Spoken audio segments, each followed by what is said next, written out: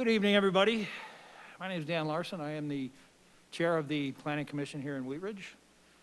And I'd like to thank you all for joining us tonight. Before we begin, there are a few notes about our meeting format. Tonight, we will have planning commissioners and staff attending in person, as well as members of the public. Based on current health guidance, we recommend commissioners and all those attending in person wear a face mask during the meeting. We're also broadcasting this meeting for viewers on Channel 8 and wheatridgespeaks.org. Members of the public who are not present and wish to make comments may participate virtually by joining through Zoom, either on a device or by calling in. In the Zoom meeting form, the Zoom meeting information is provided on wheatridgespeaks.org. When it is time for public comment, and there are 4 public comment periods tonight, we will call first on those who wish to speak in person, followed by anyone attending the meeting online and speaking through our Zoom connection. If you are speaking online tonight, please keep background noise to a minimum. If you do not plan to participate by speaking this evening, we recommend you simply view the meeting live by watching on Channel 8 or wheatridgespeaks.org. We appreciate your participation in tonight's meeting. We hope to create a friendly and respectful atmosphere for public dialogue, and we appreciate your help in this process. I would now like to call to order the City of Wheat Ridge Planning Commission meeting for October 7th, 2021. May I get a roll call of members, please?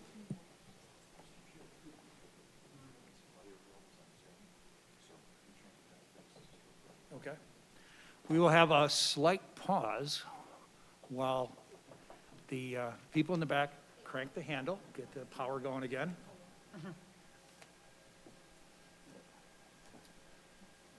Around this way. I probably should replace this.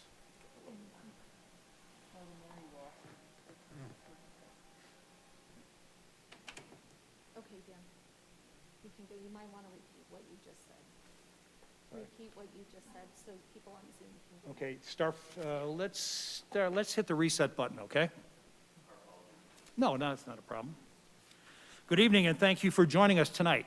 Before we begin, here are a few notes about our meeting format. Tonight, we have planning commissioners and staff attending in person, as well as members of the public. Based on current health guidance, we recommend commissioners and all those attending in person wear a face mask during the meeting. We're also broadcasting this meeting for viewers on Channel 8 and wheatridgespeaks.org. Members of the public who are not present and wish to make comments may participate virtually by joining through Zoom, either on a device or by calling in. The Zoom meeting information is provided on wheatridgespeaks.org. When it is time for public comment, and there are 4 public comment periods tonight, we will first ask those who wish to speak in person, followed by anyone attending the meeting online and speaking through our Zoom connection that we assume will still be connected. If you are speaking online tonight, please keep background noise to a minimum. If you do not plan to participate by speaking this evening, we recommend you simply view the meeting live by watching on Channel 8 or wheatridgespeaks.org. We appreciate your participation in tonight's meeting, and we hope to create a friendly and respectful atmosphere for public dialogue. And we appreciate your help in this process. I would like to now call to order the City of Wheat Ridge Planning Commission meeting for October 7th, 2021. May I get a roll call of members, please? Jahi Simbai, Present. Scott Ohm, Here. Christine Disney, Here. Melissa Antle, Present. Will Kearns, Here. Janet Leo, Here. Daniel Larson, Present. and Ari Krichiver is absent tonight. Our next item is the Pledge of Allegiance. Please stand and join me in the pledge. I pledge allegiance to the flag of the United States of America and to the republic for which it stands, one nation, under God, indivisible, with liberty and justice for all. Thank you. Is there a motion to approve the order of tonight's agenda? So moved. Is there a second? Are there any additions or corrections to tonight's agenda? Seeing none, we will call for a vote.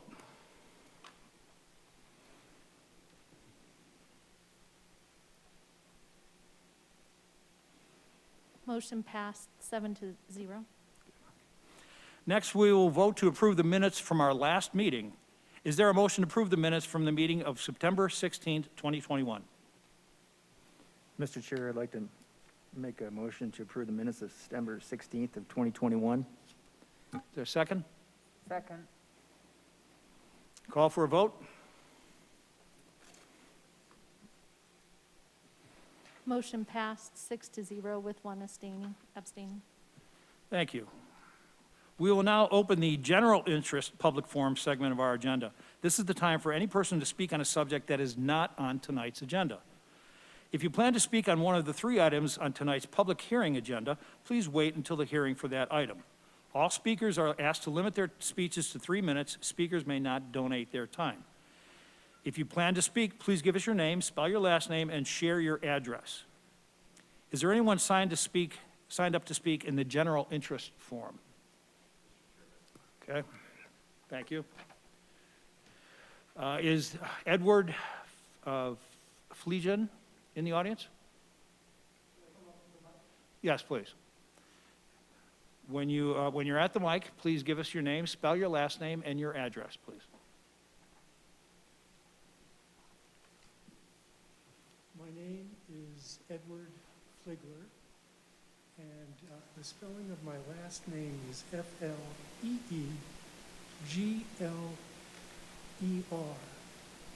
and I live at 3812 Taft Court here in Wheat Ridge. I wasn't quite clear as to whether I should put this under the Wheat Ridge Lutheran Legacy Plan or as another item, because it doesn't fit in either category quite correctly. But it is the fact that there is a letter of intent, an important letter of intent, between Intermountain Healthcare and SCL Health. Because it's a letter of intent, and because I'm from that business world as a physician who had a career both as a clinical physician and as an administrative physician, I understand that there is a blackout period when it really can't be talked about. But there is a need for understanding the importance of this letter of intent. You know, my last lecture, and I was part of the University of Pennsylvania healthcare system on the East Coast, was to talk at CU Anschutz about the 3 blind men and the elephant. One touches the tail, one touches the ears, one touches the trunk. What does a healthcare system look like? Well, Intermountain Healthcare is one of the 5 centers of excellence in our country. And they've made an intention known that they want to merge with SCL Health. And healthcare to me is really 3 components. It involves the social determinants of health, high-value ambulatory care, and succession planning so that there's health care for this community for generations to come. Intermountain Healthcare has made an $80 million commitment to the University of Utah to create within their Department of Population Health the opportunity for more primary care doctors that could serve future generations of Wheat Ridge. This is important. This is very important in terms of the legacy site, because a high-quality ambulatory care setting that provides not only pediatric care, but adult care and especially women's health care, along with geriatric care, is the essence of population health. So I already understand that radiation therapy has moved to Red Rocks. Other high-performing Sir, I'm sorry, areas but your 3 minutes is up. are moving for centralized care. Sir, And I would suggest that we have a strategic pause for any motion for the Legacy Campus until the letter of intent is addressed. Thank you.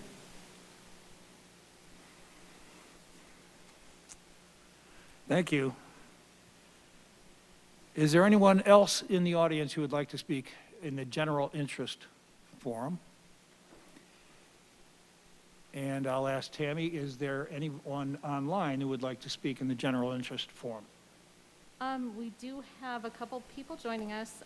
If you are on Zoom and would like to comment on something not appearing on the agenda, please use the raise your hand feature at the bottom of your screen. Doesn't look like I have any phone numbers, so I do see one person raising their hand. So let me, T. Fallon, can you hear me? Oh, let's try. Can you hear me, T. Fallon?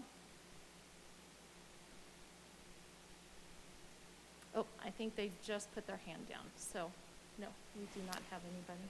Okay, if there is no one else interested in speaking at tonight's general interest forum, we will close the public forum. Moving on to new business, our first public hearing case tonight will be case number WZ 2107, an application filed by Chris Student representing P Street 1 LLC for approval of a zone change from restricted commercial, known as RC, to mixed-use commercial, MUC, for property located at 6011 West 44th Avenue. And before we get started, I would again like to welcome members of the public to our hearing. It is important that this hearing be conducted in a dignified and civil manner. Our goal, as always, is to create a friendly and respectful atmosphere for public dialogue, and we appreciate your help with this process. Please respect the statements made by city staff, by the applicant, and by my fellow commissioners. I ask that you do not make comments from the audience or otherwise disrupt the proceedings. We start all public hearings with a presentation from staff, in some cases, a presentation by the applicant. After the presentation, the commission will ask questions of staff and the applicant, and then we will invite the public for their comments during the citizens forum. I will now turn the meeting over to Scott, will be representing the staff on this particular case. Go ahead, Scott. Thank you, everyone. Is the microphone on? Good, okay. All right, let's get started. I'm Scott Cutler. I'm a planner with the City of Wheat Ridge Community Development Department. This is case number WZ2107, which is a request for approval of a zone change from restricted commercial to mixed-use commercial at 6011 West 44th Avenue. I'd like to enter into the public record the contents of the case file, the comprehensive plan, the zoning ordinance, and this presentation. The properties within the City of Wheat Ridge, all appropriate notification and posting requirements have been met, and therefore Planning Commission has jurisdiction to hear this case. This is the subject property outlined in red in the middle of the screen. It's located at the northwest corner of 44th Avenue and Harlan Street. It's about 1.2 acres in size, and the town of Lakeside is across Harlan Street to the east. Harlan Street, north of 44th Avenue, is a busy thoroughfare that provides direct access to I-70, Lakeside, and 44th Avenue. And the property contains a single-story commercial bank building. It was originally built in 1958, remodeled in 1995, and the last use was a drive-through bank. There are a mix of commercial uses along 44th Avenue and Harlan Street, ranging from small offices to light industrial and big box retail. There is also some residential to the northwest. Property is currently zoned restricted commercial RC, and that's that orange color on the screen. Harlan and 44th have a variety of commercial zones, and RC is the most restrictive zone district in this area. Adjacent properties include a 2-story apartment building to the north, 3-story office building to the west, some auto-related uses further north, and a mix of uses including retail, office, and mixed use to the south. Lakeside Shopping Center is home to the east. It's in the east and northeast and contains large format retail, including Walmart, Molly's, and drive-through banks. This is a view of the subject property from the intersection of 44th and Harlan, and it's looking northwest, and you can see the Wheat Ridge sign there and also the U.S. Bank sign, which was the most recent occupant of that building. The purpose of the zone change request is to result in a zoning that more accurately reflects surrounding conditions and other nearby zoning designations. And to clarify, the zoning is being requested by the property owner. The current zoning of RC is a legacy zone district which allows a limited range of commercial and office uses, but it is limiting in terms of allowed uses, including a lot of retail uses. The MUC zone district is intended for major commercial corridors and will allow uses more consistent with those found elsewhere in the area. RC was originally designed for and is more often seen on small properties with more adjacency to low-density residential. The MUC designation would allow more flexibility for a new user of the building or provide standards for future redevelopment of the site.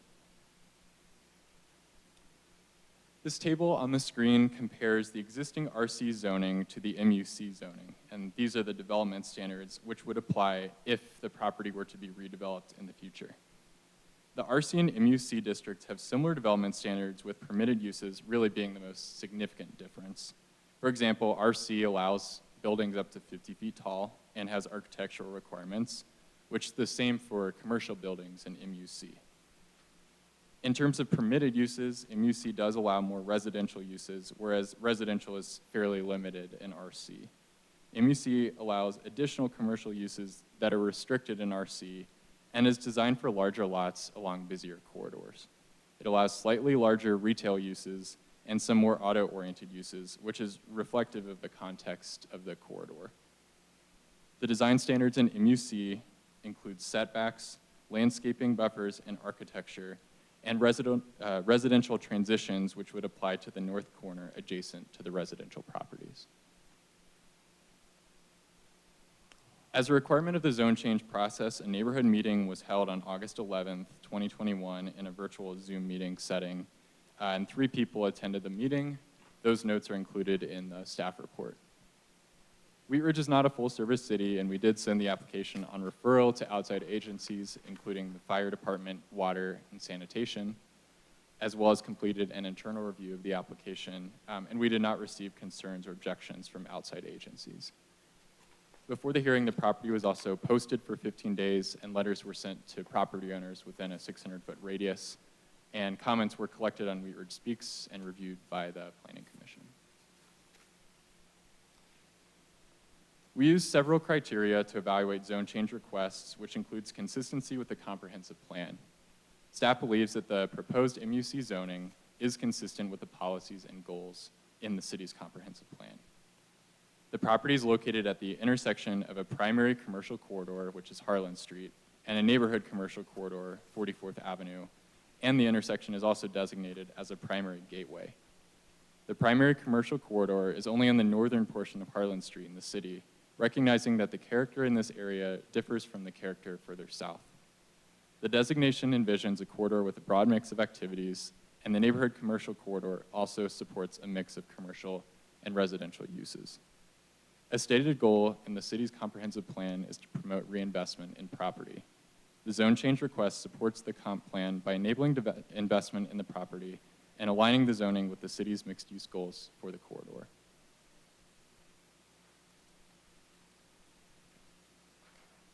Ultimately, staff is recommending approval of the request for the following reasons.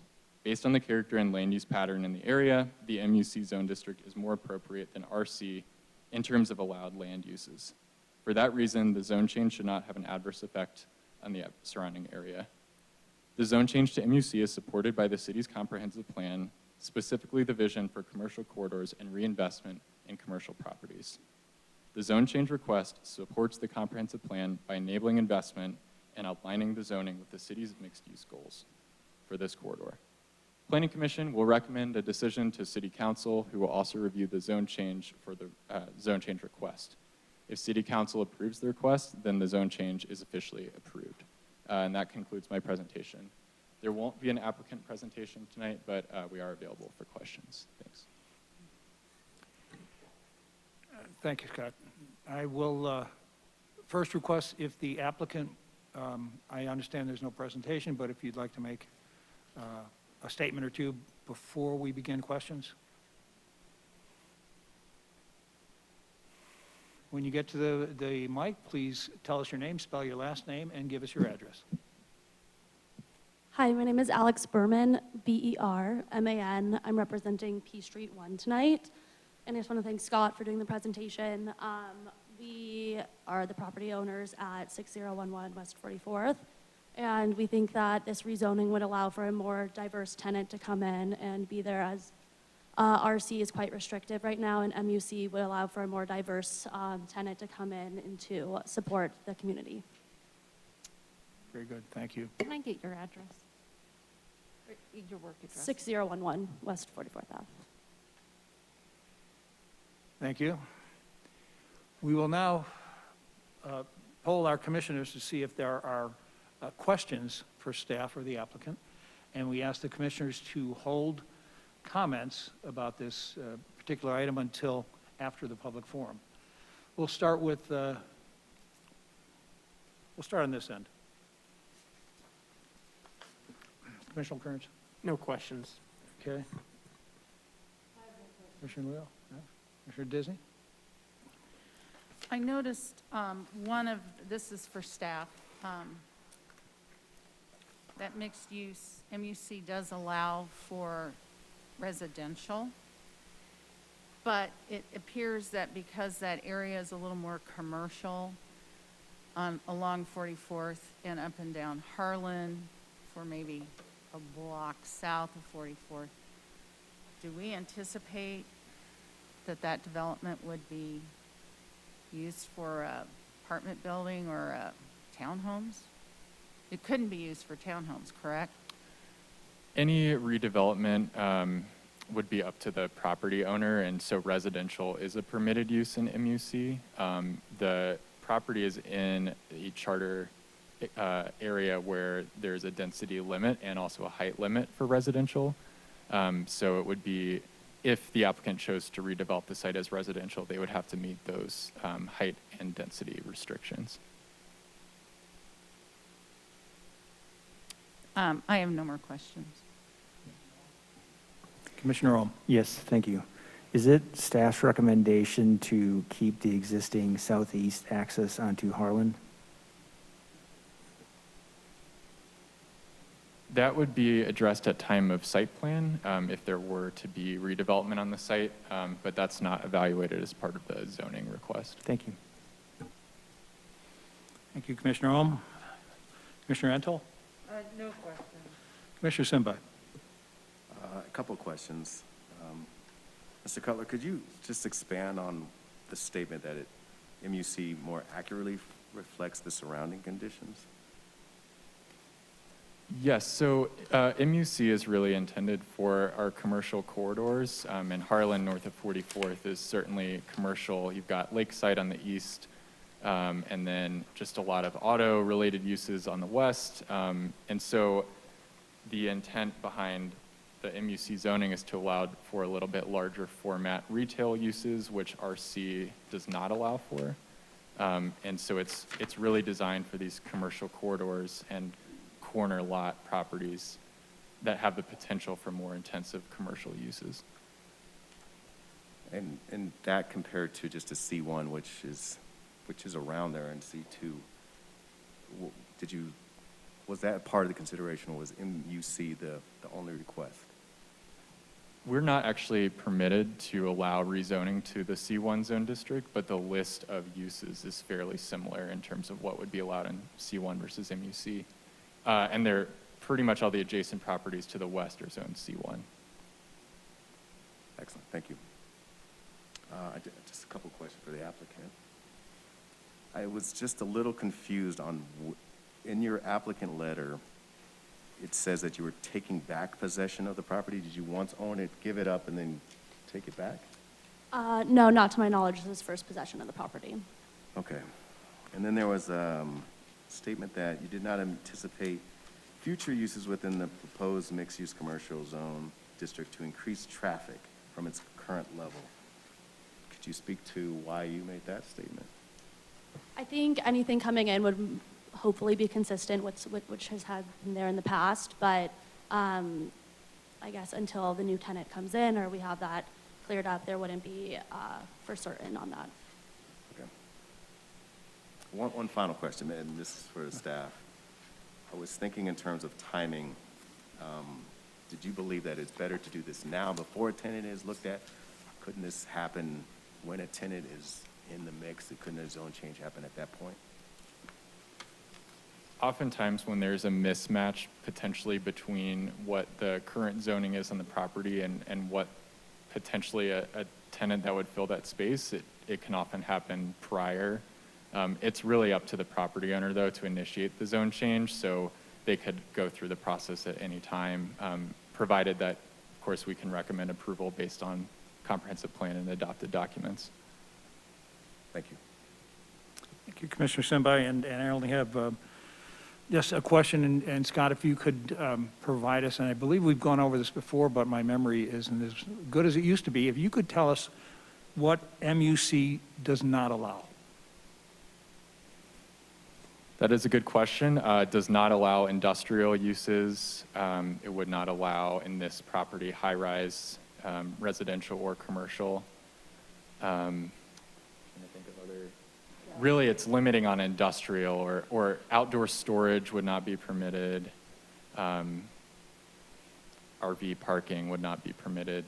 So it's much more retail, office, auto-related, and residential oriented. There are the two automotive shops right next door, and if somebody wanted to build an automotive shop in that location, they could.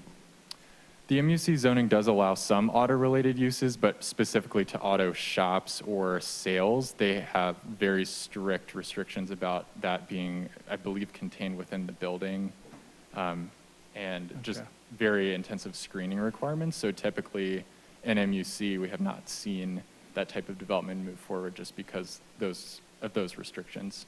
Right. People don't want to contain everything within a building. Great. Thank you, Scott.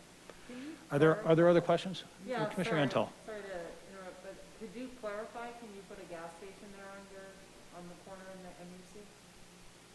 MUC? I believe it would be a conditional use, so it's not a use by right, but it is a potential. And again, they would have to meet strict design requirements. One of those, the 7-Eleven at 38th in Harlan is actually an example of that type of project that would be potentially allowed there if they could do the same type of site design.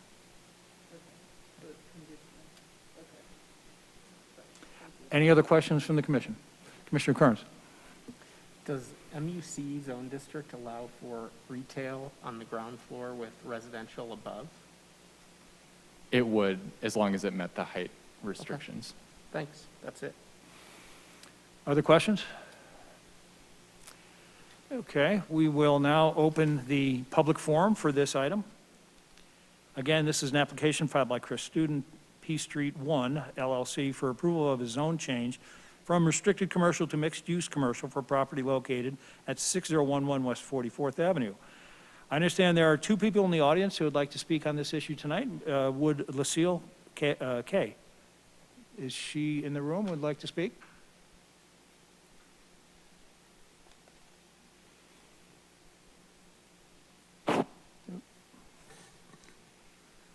Okay. And is Vivian Voss in the room?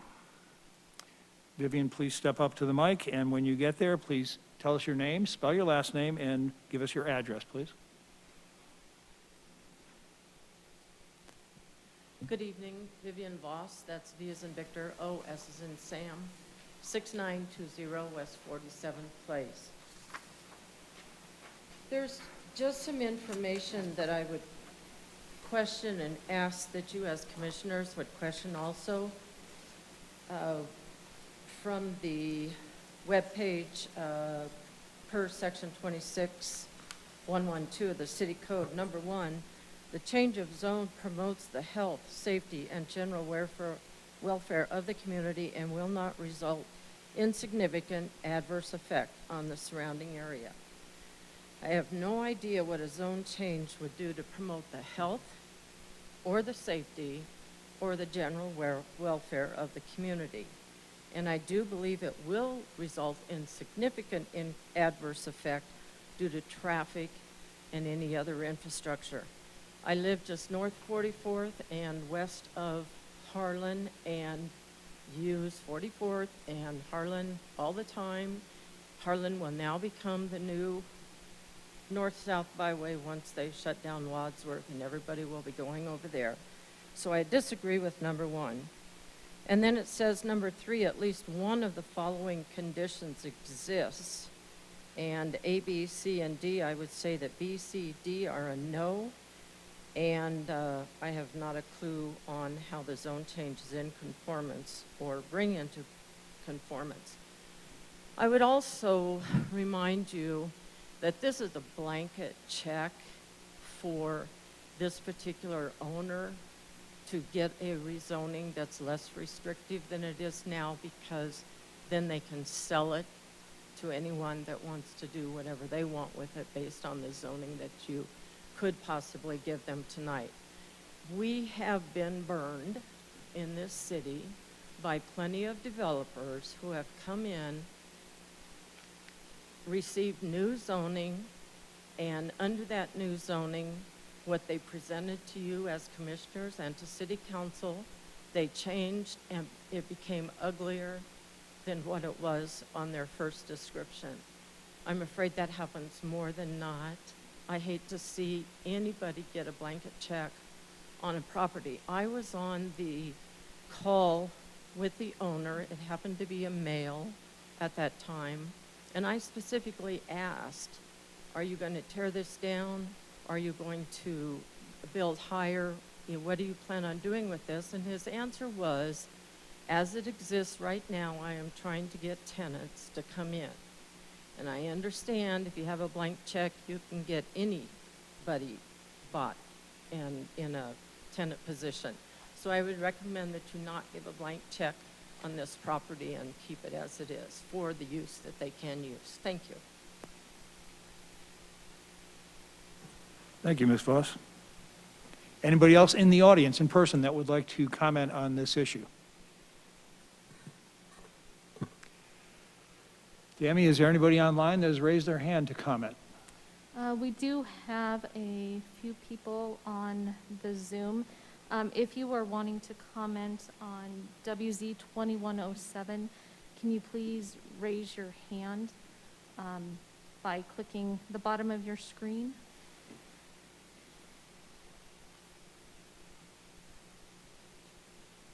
Currently, nobody is raising their hand. If there's no one else that would like to speak on this issue, we will close the public forum. I will now poll the commissioners for comments or other questions on this. Commissioner Carnes? As a transportation planner by trade, I don't think that this zone change is going to increase traffic over the existing traffic that occurs as a U.S. bank. I think the traffic would probably likely stay the same or even be less. And I think that change to a mixed-use commercial zone for this property makes a lot of sense, especially considering this corridor and the need for housing in the city. So I'll be voting yes on this. Commissioner Leo? Commissioner Disney? As it stands now, the bank has been vacant for quite a while, and to the east of us, Lakeside continues to enjoy a lot of new retail that would be really nice to have in Wheat Ridge. I am going to vote for this because I feel like the location and the designation is appropriate for mixed-use commercial. I would like to see some little more exciting retail opportunities in this city, and I think it is appropriate for the location. Thank you. Commissioner Ohm? Thank you. I looked at this and I think originally I was sitting on the fence a little bit because of the location. I think if it was the next lot over, I probably wouldn't support it as a mixed-use commercial because it's on 44th, but because it does join the Walmart site next door and it's right on Harland, I will be voting yes on this, but I understand that there's a height limit on this for residential, of 35 feet. So if for some reason they were to do that, I also understand that there's some neighboring residential to the north. I'm not sure, I understand the city's vision, but, you know, I'm not sure how much it'll be, you know, it would advance towards mixed-use commercial to the north, given that there's that existing residential on the other, to the north of it, those two cul-de-sacs there. But I will be supporting this specific piece. Thank you. Thank you, Commissioner Rowe. Commissioner Antal. I would say I'm probably in concurrence with the other commissioners, and as someone that has seen a lot of banks basically just sit vacant for years, I actually really advocate for any kind of redevelopment of banks properties, and see 44th Avenue is, you know, I think the market's really right to get some new uses in there. So I will be voting in support of this change as well. Thank you, Commissioner Antal. Commissioner Senbai.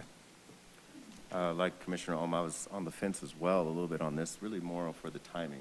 Will I do something before anything happens? But I understand from a staff report that it makes some sense to me, and I wish I could see the future. I would say that, you know, we pay very close attention to what happens next if this passes, and make sure that we fit it in with the community like we should. Thank you, Commissioner Senbai, and I would add my concurrence with the sentiment of the commission tonight. I believe this is an important property, sort of a gateway property into Wheat Ridge, and it is adjacent to the very, very large shopping center, and an opportunity to draw some of that commercial traffic over toward Wheat Ridge, I think, would be a good thing. So I, too, will support this, and if there are any other comments from the commissioners, we will go ahead and ask for a motion to approve or deny. Can I get a motion?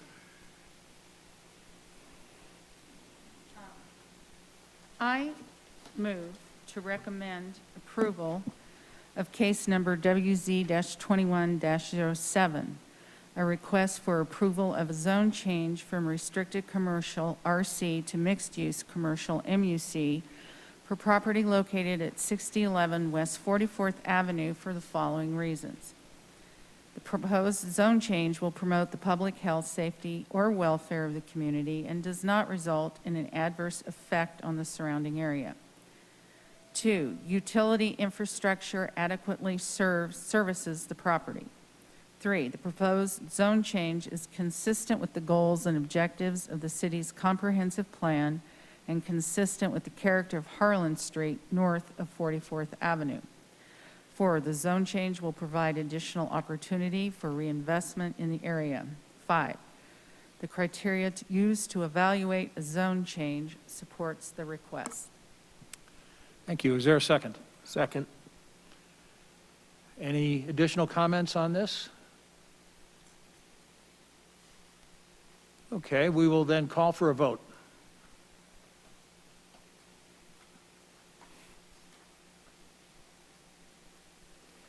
Motion carries 7-0. Thank you.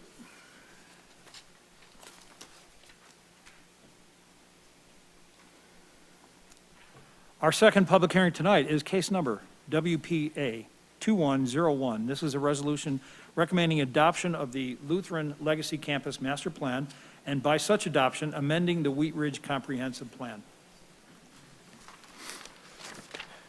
First, we'll hear an introduction from staff, followed by a review and discussion from representatives of MIG. After the review, we will open the public forum for comment on this item, followed by questions and comments from the commission. I will turn this over to staff for their introduction, please. Thank you, Mr. Chair. Pleased to be here tonight. I'm Ken Johnstone, Director of the City's Community Development Department, and I'll kick us off and then turn it over to Mark Del Torre to give a PowerPoint presentation as well. I say we're pleased to be here tonight to present an exciting new master plan for the SCL, what we're calling their legacy campus, SCL Health's legacy campus in the heart of the city. And as the chair noted, this is being proposed as an amendment to the city's comprehensive plan, which is really the first step in entertaining any kind of change in the development pattern that you see on the site. Joining us tonight are Stephen Chung, Senior Vice President with SCL Health, Mark Delatorre with MIG, and virtually we have Jay Rankins with MIG, our consultant team, who's a principal with the firm. So we'll all be available for questions. I will turn it over to Mark shortly to present the master plan document, and I think equally important, the process that we've had to get to this master plan document. So we've been fortunate to have a great amount of community input and involvement, and we're thankful for that over the past 6 months. But before I do that, maybe just a little bit of background of why we're embarking on this endeavor. As the commissioners know, having not too long ago approved an SDP for the legacy camp, or the new hospital on the Clear Creek Crossing campus, there's an intent to relocate they are relocating the hospital from this location to the new 26-acre campus out at Clear Creek Crossing, and that's under construction.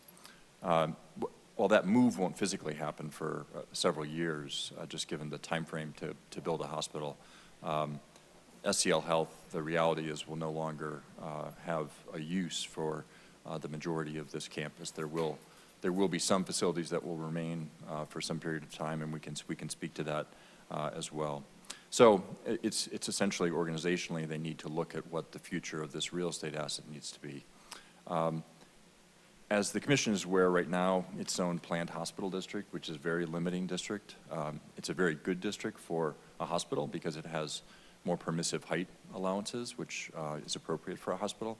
But in terms of a list of permitted uses, it's that. It's a hospital and things that's typically accessory to a hospital. So that zoning is not a good fit. Similarly, when we adopted the Envision Wheat Ridge Comprehensive Plan in 2009, we certainly didn't have this on our radar, that this would be happening. So we basically memorialized the fact that it's a major employment use and almost a civic or public use, to the extent that it's kind of an institutional land use.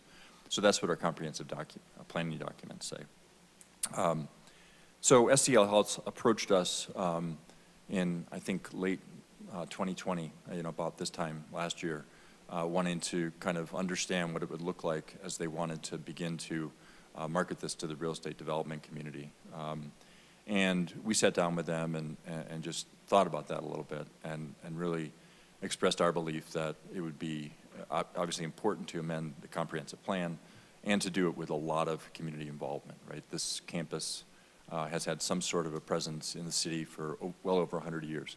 There's a lot of history, there's a lot of memories, there's just a lot of legacy here.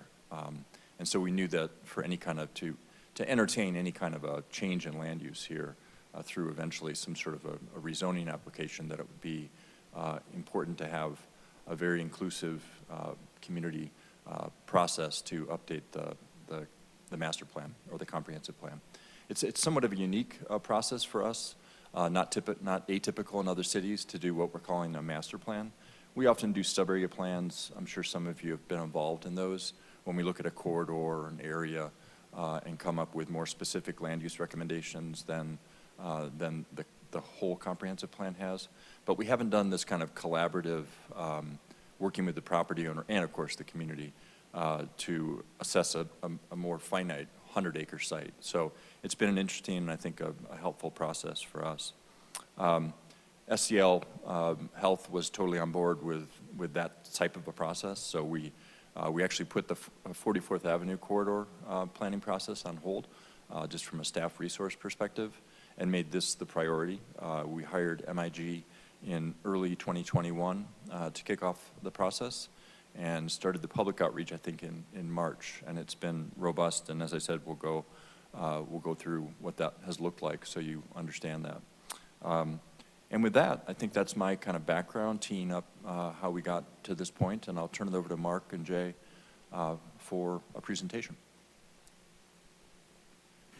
Thank you, Mr. Johnson.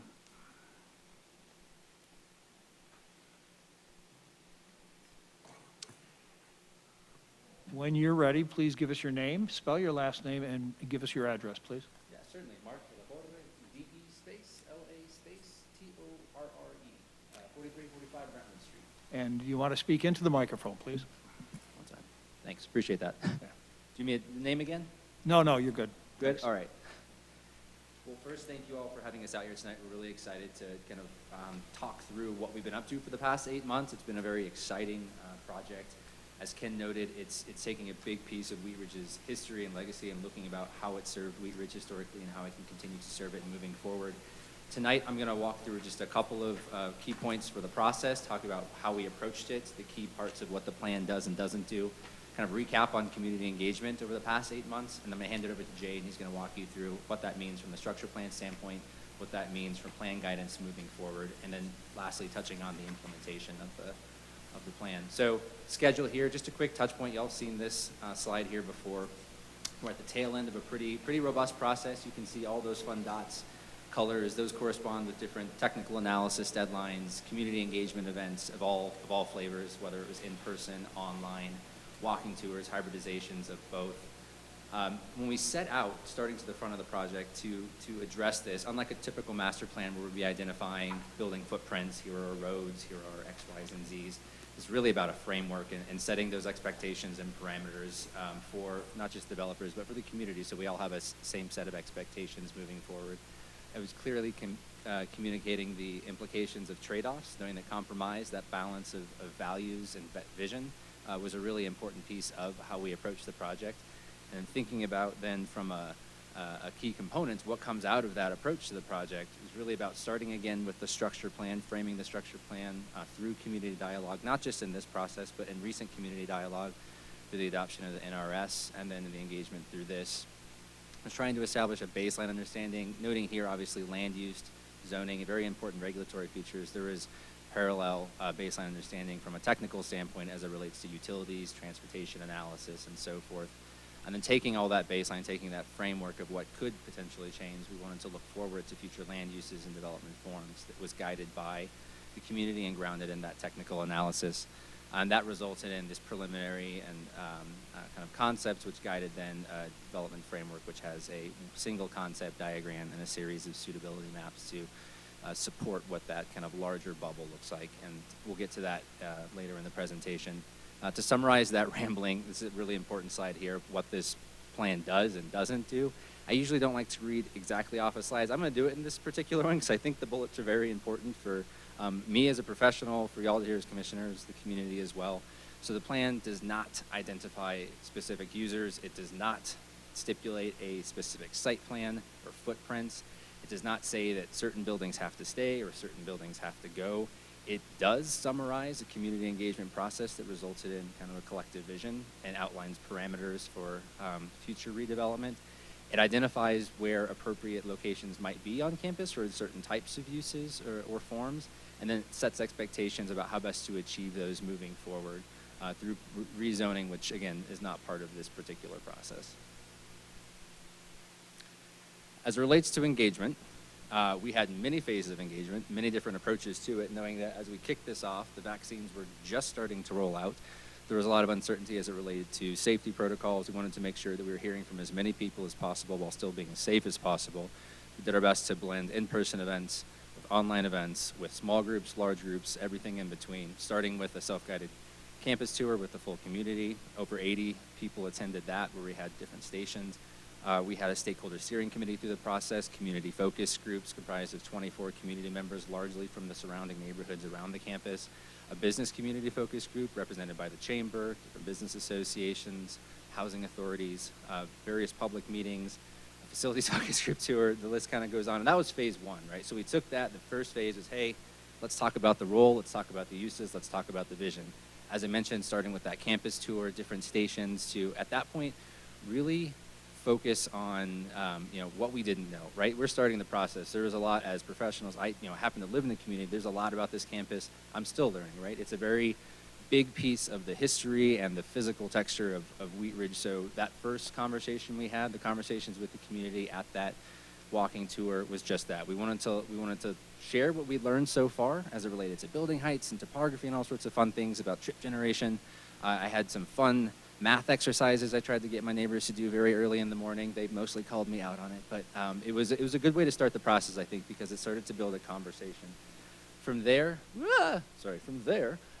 transition to a public meeting, right? Something a little more formal, still in the thick of the pandemic, so we went virtual for that particular one, knowing that one tool for engagement is not the right tool for everyone. We used a bunch of different strategies as it relates to traditional public meetings. So that first one we had about 50 attendees, really again focusing on the vision, the role of the campus, and then knowing that just because we say, hey, there's a community meeting on X date at this time, would love for you to be there, that doesn't work for a lot of our community, right? So we wanted to make sure that we were aggregating everything we heard from a single event, one live event, whether it was in person or online or virtual, with a kind of a continued online presence. So that particular event launched an online survey, which from there we heard from another 50 individuals. A lot of themes that came out of that first stage of engagement, aggregating what we heard from the focus groups, the steering committees, the emails and phone calls that staff and myself got through the process. It was really about change of a kind of a denser variety that was most appropriate at the center, and compatibility with our edge conditions was a really key tenet of that. Mix of uses was something that should be explored in greater detail, and that transition again was an important part of that. Safe multimodal connections, providing, and an interesting part of it, the public amenity side, knowing that parks aren't free, cultural facilities aren't free, so when we're thinking about development potential, we're making sure that we're thinking about how best to deliver on amenities that the community identified they wanted. And then lastly, and very importantly, housing, which is a consistent conversation across, I think, all communities across the country right now, but the diversity of housing and provision for it, not knowing what that flavor looks like, was certainly a consistent theme through the process. Phase 2, more stakeholder steering committees, another round of focus group meetings with that same group of 36 representing the business, the adjacent neighbors, another public meeting, What's Up Wheat Ridge online engagement, and from there we're really focused on the 3 concepts. And when I say 3 concepts, we've gotten a lot of concern about like, oh, well, I hope they don't go with concept A. And in the end, we're not going with any of these concepts. These concepts were a tool for us to understand what parts as a community, from a development standpoint, what are good, what's good about them, what's bad about them, what are the parts that we want to move forward to allow for a certain level of flexibility for development and a certain level of assurance for the community and the city. So those 3 concepts that were preliminary in nature were exploratory in that while they could have worked from maybe a development standpoint, we understand now better, having asked the community what about them they liked and what about them they didn't like. That 3rd public meeting, we're seeing our attendance rise. We're up to now over 250 in-person attendees for all of our events at this point, really focusing on trade-offs. Again, knowing that an in-person event doesn't work for everyone, launched an online counterpart of What's Up Wheat Ridge to make sure we are hearing from as many people as possible. So another 150, 160 plus contributed to that. And a key takeaway outside of the individual pieces from the concepts, whether it was I love a civic core, I hate a civic core, I love more housing, I hate more housing. We got the whole range, right? So we made sure that when we had those conversations, they were couched in, okay, if some of those elements are good or bad, how would you go about achieving them? So we talked about them in a range of trade-offs. And from what we heard, aggregating what we heard from the in-person event and online, trade-offs were a thing that most people supported. And trade-offs as it relates to potentially additional density or additional height might be most appropriate in those center zones, so inside kind of the wishbone of the existing Lutheran Parkway framework.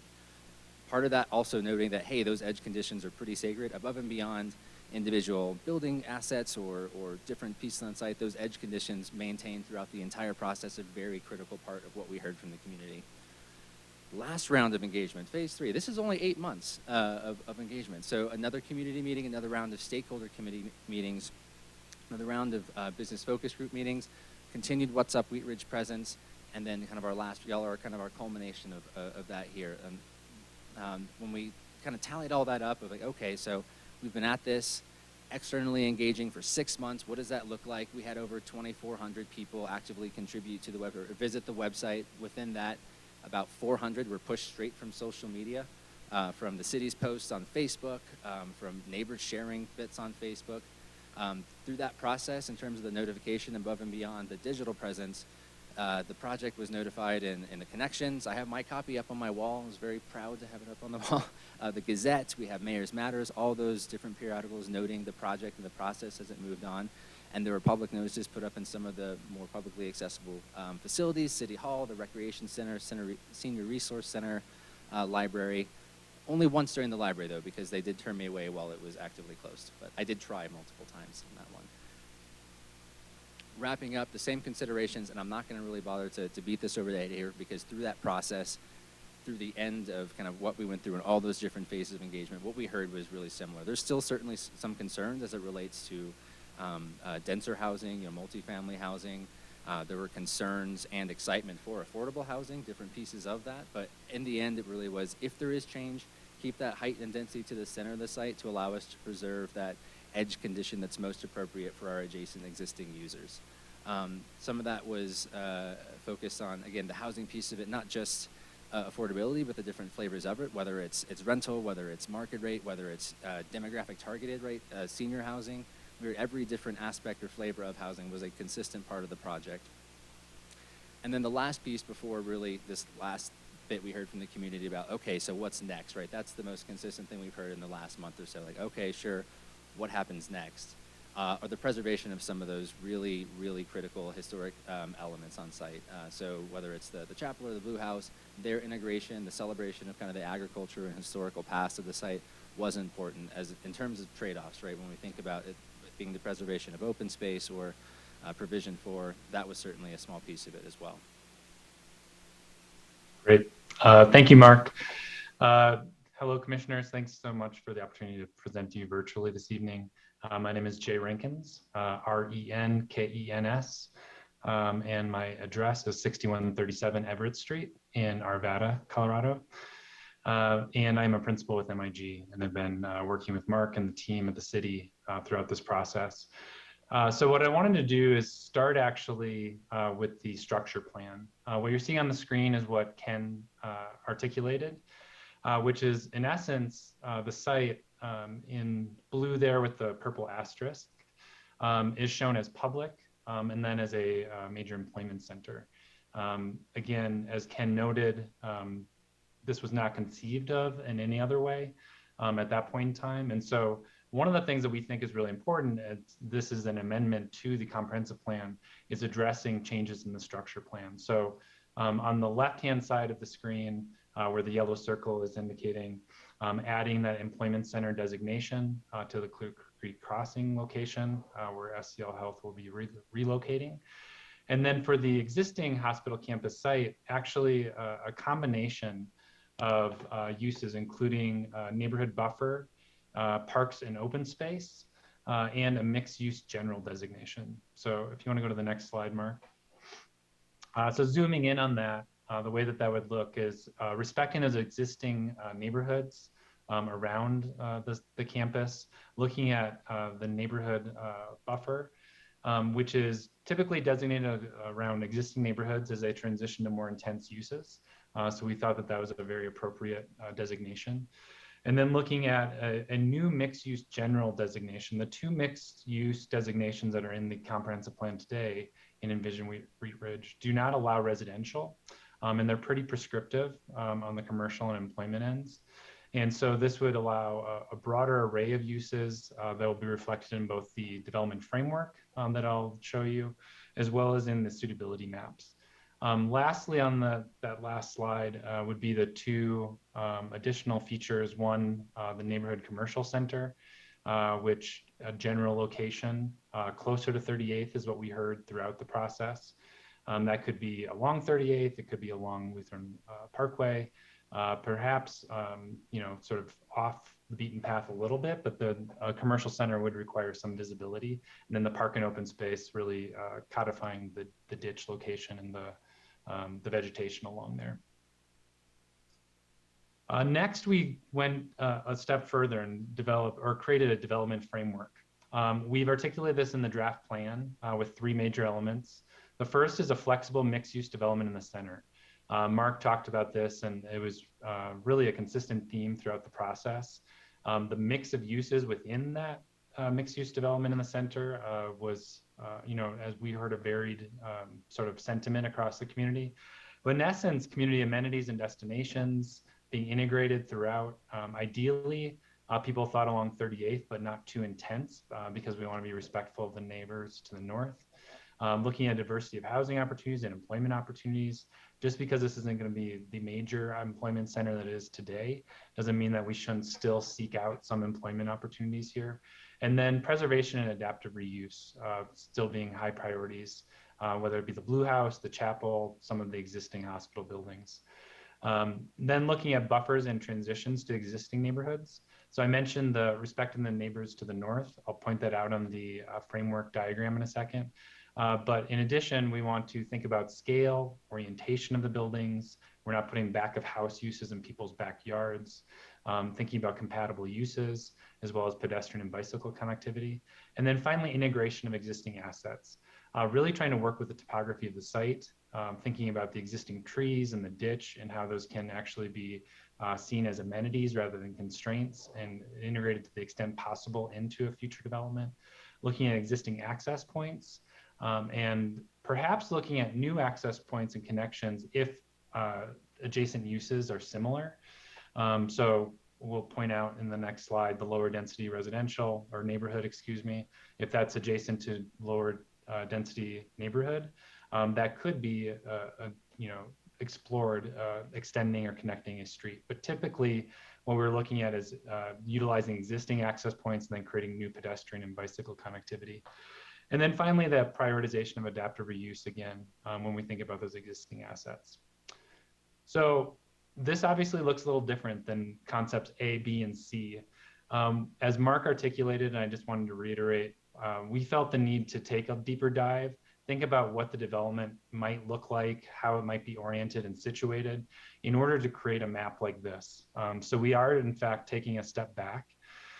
What we've articulated on the map here are a couple existing uses that are staying, particularly along 32nd, the hospice, and then medical office building up along 38th. We have the lower density neighborhood and open space designations in the yellow along the edges, which again, we heard loud and clear from the community was an important consideration, particularly considering the long held sort of campus feel of this particular location.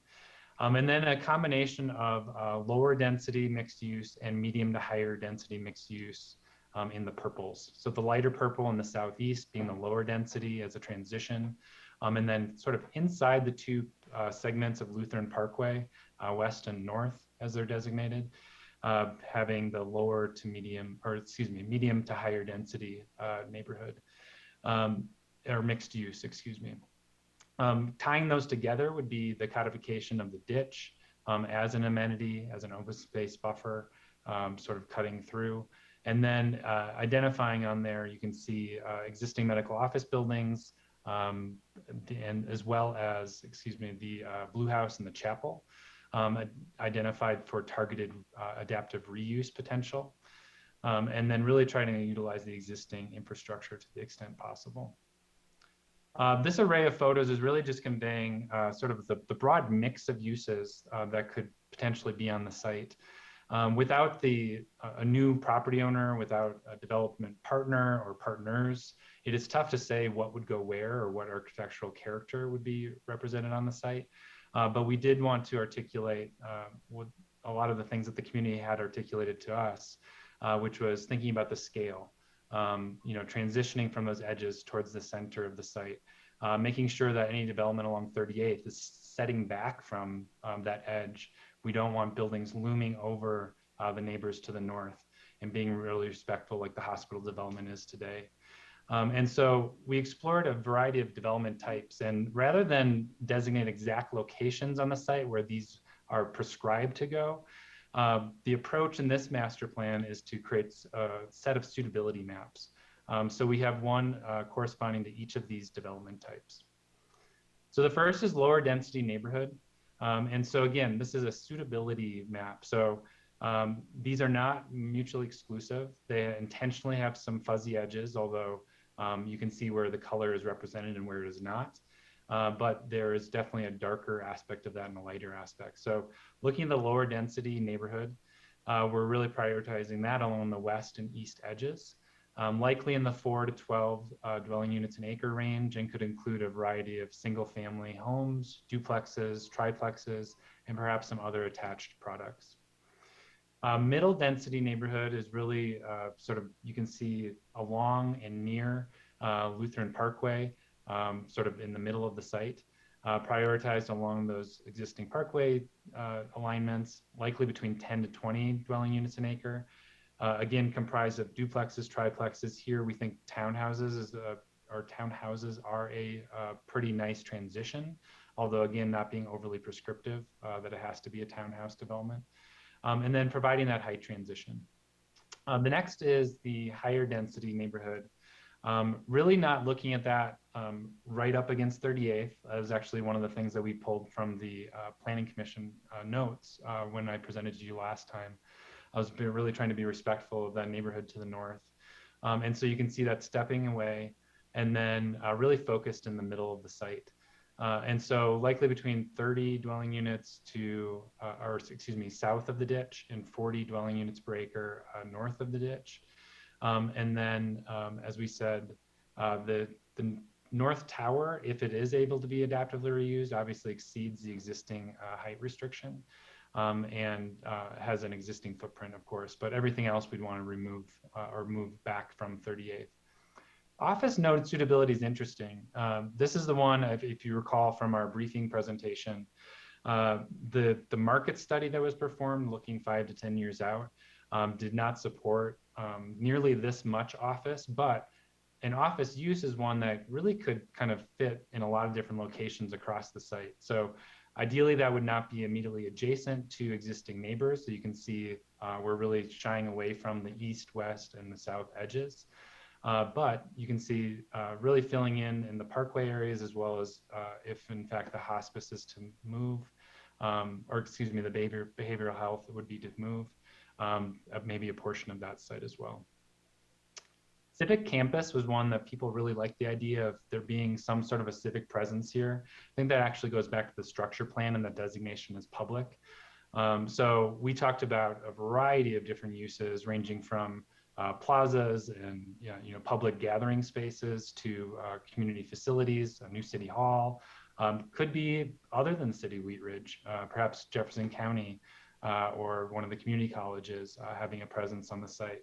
But generally locating in the middle portion of the site, we heard some desire for a closer proximity to 38th because that felt a little more accessible. Other people like proximity to the ditch. So I think that really depends on the overall development plan that would come about later, as well as the types of uses and the amount of uses that would be here. Nearly done here on the suitability maps. Retail and restaurant destination suitability. If you recall, in a couple of our concepts, we looked at a Main Street concept that actually sort of was perpendicular to 38th, as well as an extension of retail and restaurant along 38th. The overall market demand is in the 40 to 50,000 square feet range. So we're really not talking about more than probably a couple of restaurants.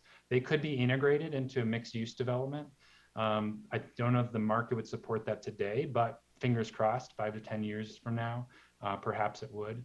But we do think a neighborhood serving retail destination, similar to what we reflected on the structure plan update, is a highly desired and a very suitable community use. Lastly is parks, plazas, and open space suitability. So this is quite a bit of open space, obviously, and again, suitability map here. So really focusing along the ditch, which we have included in the structure plan, and then looking for opportunities to supplement that. Some of those ideas were expanding upon the ditch alignment itself, looking at parks, open space, plazas, amphitheaters, as well as looking on the east and west edges of the site, if those wouldn't be lower density neighborhood. Here's a variety of open space, in addition to sort of the larger open space that might be designated, similar to those that we included in some of those preliminary concepts, maybe in that community park scale of 5 acres. We would hope, and we've encouraged in the plan in this kind of framework fashion, that there'd be a variety of open spaces and smaller, nooks and crannies and open spaces sort of woven throughout, in addition to those designated areas. Lastly, we wanted to just include a couple of slides here on implementation. So if you want to go to the next slide, Mark, thank you. Looking at property disposition and re-entitlement after adoption. So that will be SCL Health's next step. And I think then with that new ownership, there would be some questions about what is the development plan moving forward. And so perhaps there's an amendment to the charter.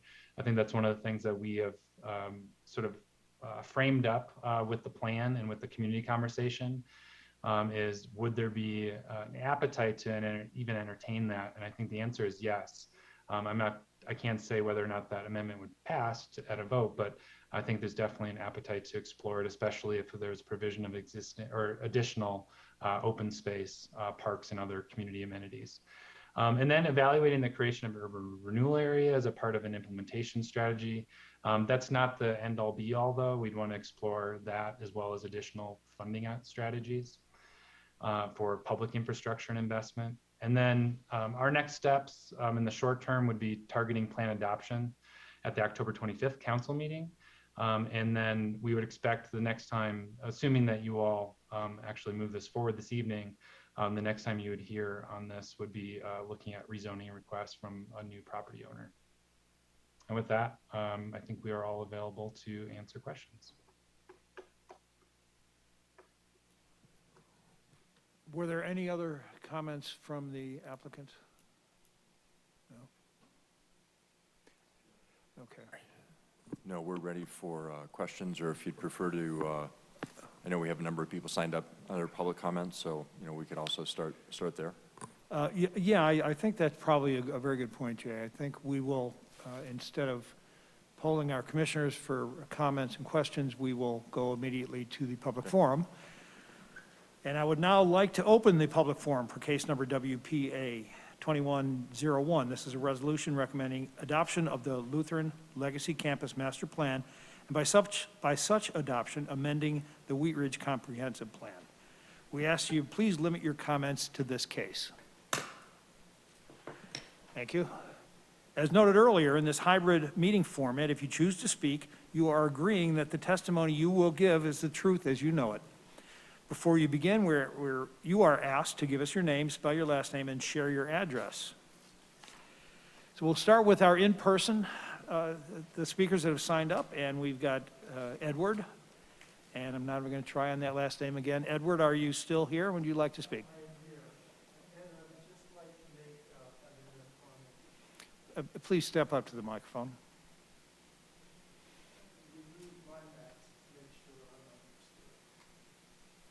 My name is Edward Fligler, and I live at 3812 Taft Court. Excuse me. F-L-E-E-G-L-E-R. And I've already asked for a strategic pause given the letter of intent by Intermountain Healthcare to merge with SCL Health. But I'd like to expand a little bit further because my background is in healthcare. And I was a member of a high-performing center of excellence on the East Coast, the University of Pennsylvania healthcare system, before I became an administrative physician. And I feel it's necessary to state that in 2001, the Institute of Medicine published a sentinel work that should frame any changes in a healthcare system in today's world. The title of their work was Crossing the Quality Chasm. It serves as a blueprint for the future of healthcare. Now, I'm also a member of the New England Journal of Medicine. Well, I should say I was invited to listen to the New England Journal of Medicine Catalyst Group speak about Healthcare 2030. Wheat Ridge exists in Colorado and exists in the greater country where we all live and are fortunate to be citizens. Mark Harrison, who is the CEO of Intermountain Healthcare, is a thought leader for the Catalyst Group. I've listened to him present. He is an exceptional leader, and for both SCL and Intermountain Health, the merger will be an incredible opportunity. And I do believe that to wait a month or two until that letter of intent and the silent period is over makes an incredible amount of sense, so that the Intermountain Healthcare people can do their due diligence and arrive to support the health and well-being of the good citizens of Wheat Ridge. Thank you. Thank you, Mr. Flieger. Next up, Ann Brinkman. Please step up to the microphone. When you get there, please give us your name, spell your last name, and provide us your address. Hi, everybody. My name is Ann Brinkman, B-R-I-N-K-M-A-N, and 7420 West 34th Avenue, and I am a former District 1 Wheat Ridge City Planning Commissioner and Chairperson. So, first of all, I want to say the master plan is really nice. I'm jealous. But I'm here to talk about the Rocky Mountain Ditch. It's described on page 23 of the September 2021 draft master plan. As we know, water is as valuable as gold in Colorado, and Colorado law is very protective of its ditches and its owners. A ditch is a right-of-way with an easement. I like to consider it as a critical utility with owners. As noted in the plan, there are owners for the water rights that run in the ditch. In my opinion, I don't believe the master plan should treat the ditch as an amenity in the plan and as you heard in tonight's presentation. The ditch has a purpose, and it is not part of a playground or a wading pool. Regarding the different concepts, and I know that those were not final, but I just want to call them out. Concept A had a north to south park designated with the ditch running through it. Concept B had a park at the south end of the ditch. And concept 3 left the ditch pretty much left alone. There were parks that abutted it, and per the plan were linked to it, but left it untouched. My request, change your thinking of the ditch as an amenity, especially an intensive amenity. And I ask that you commissioners include the ditch concerns in your comments to City Council.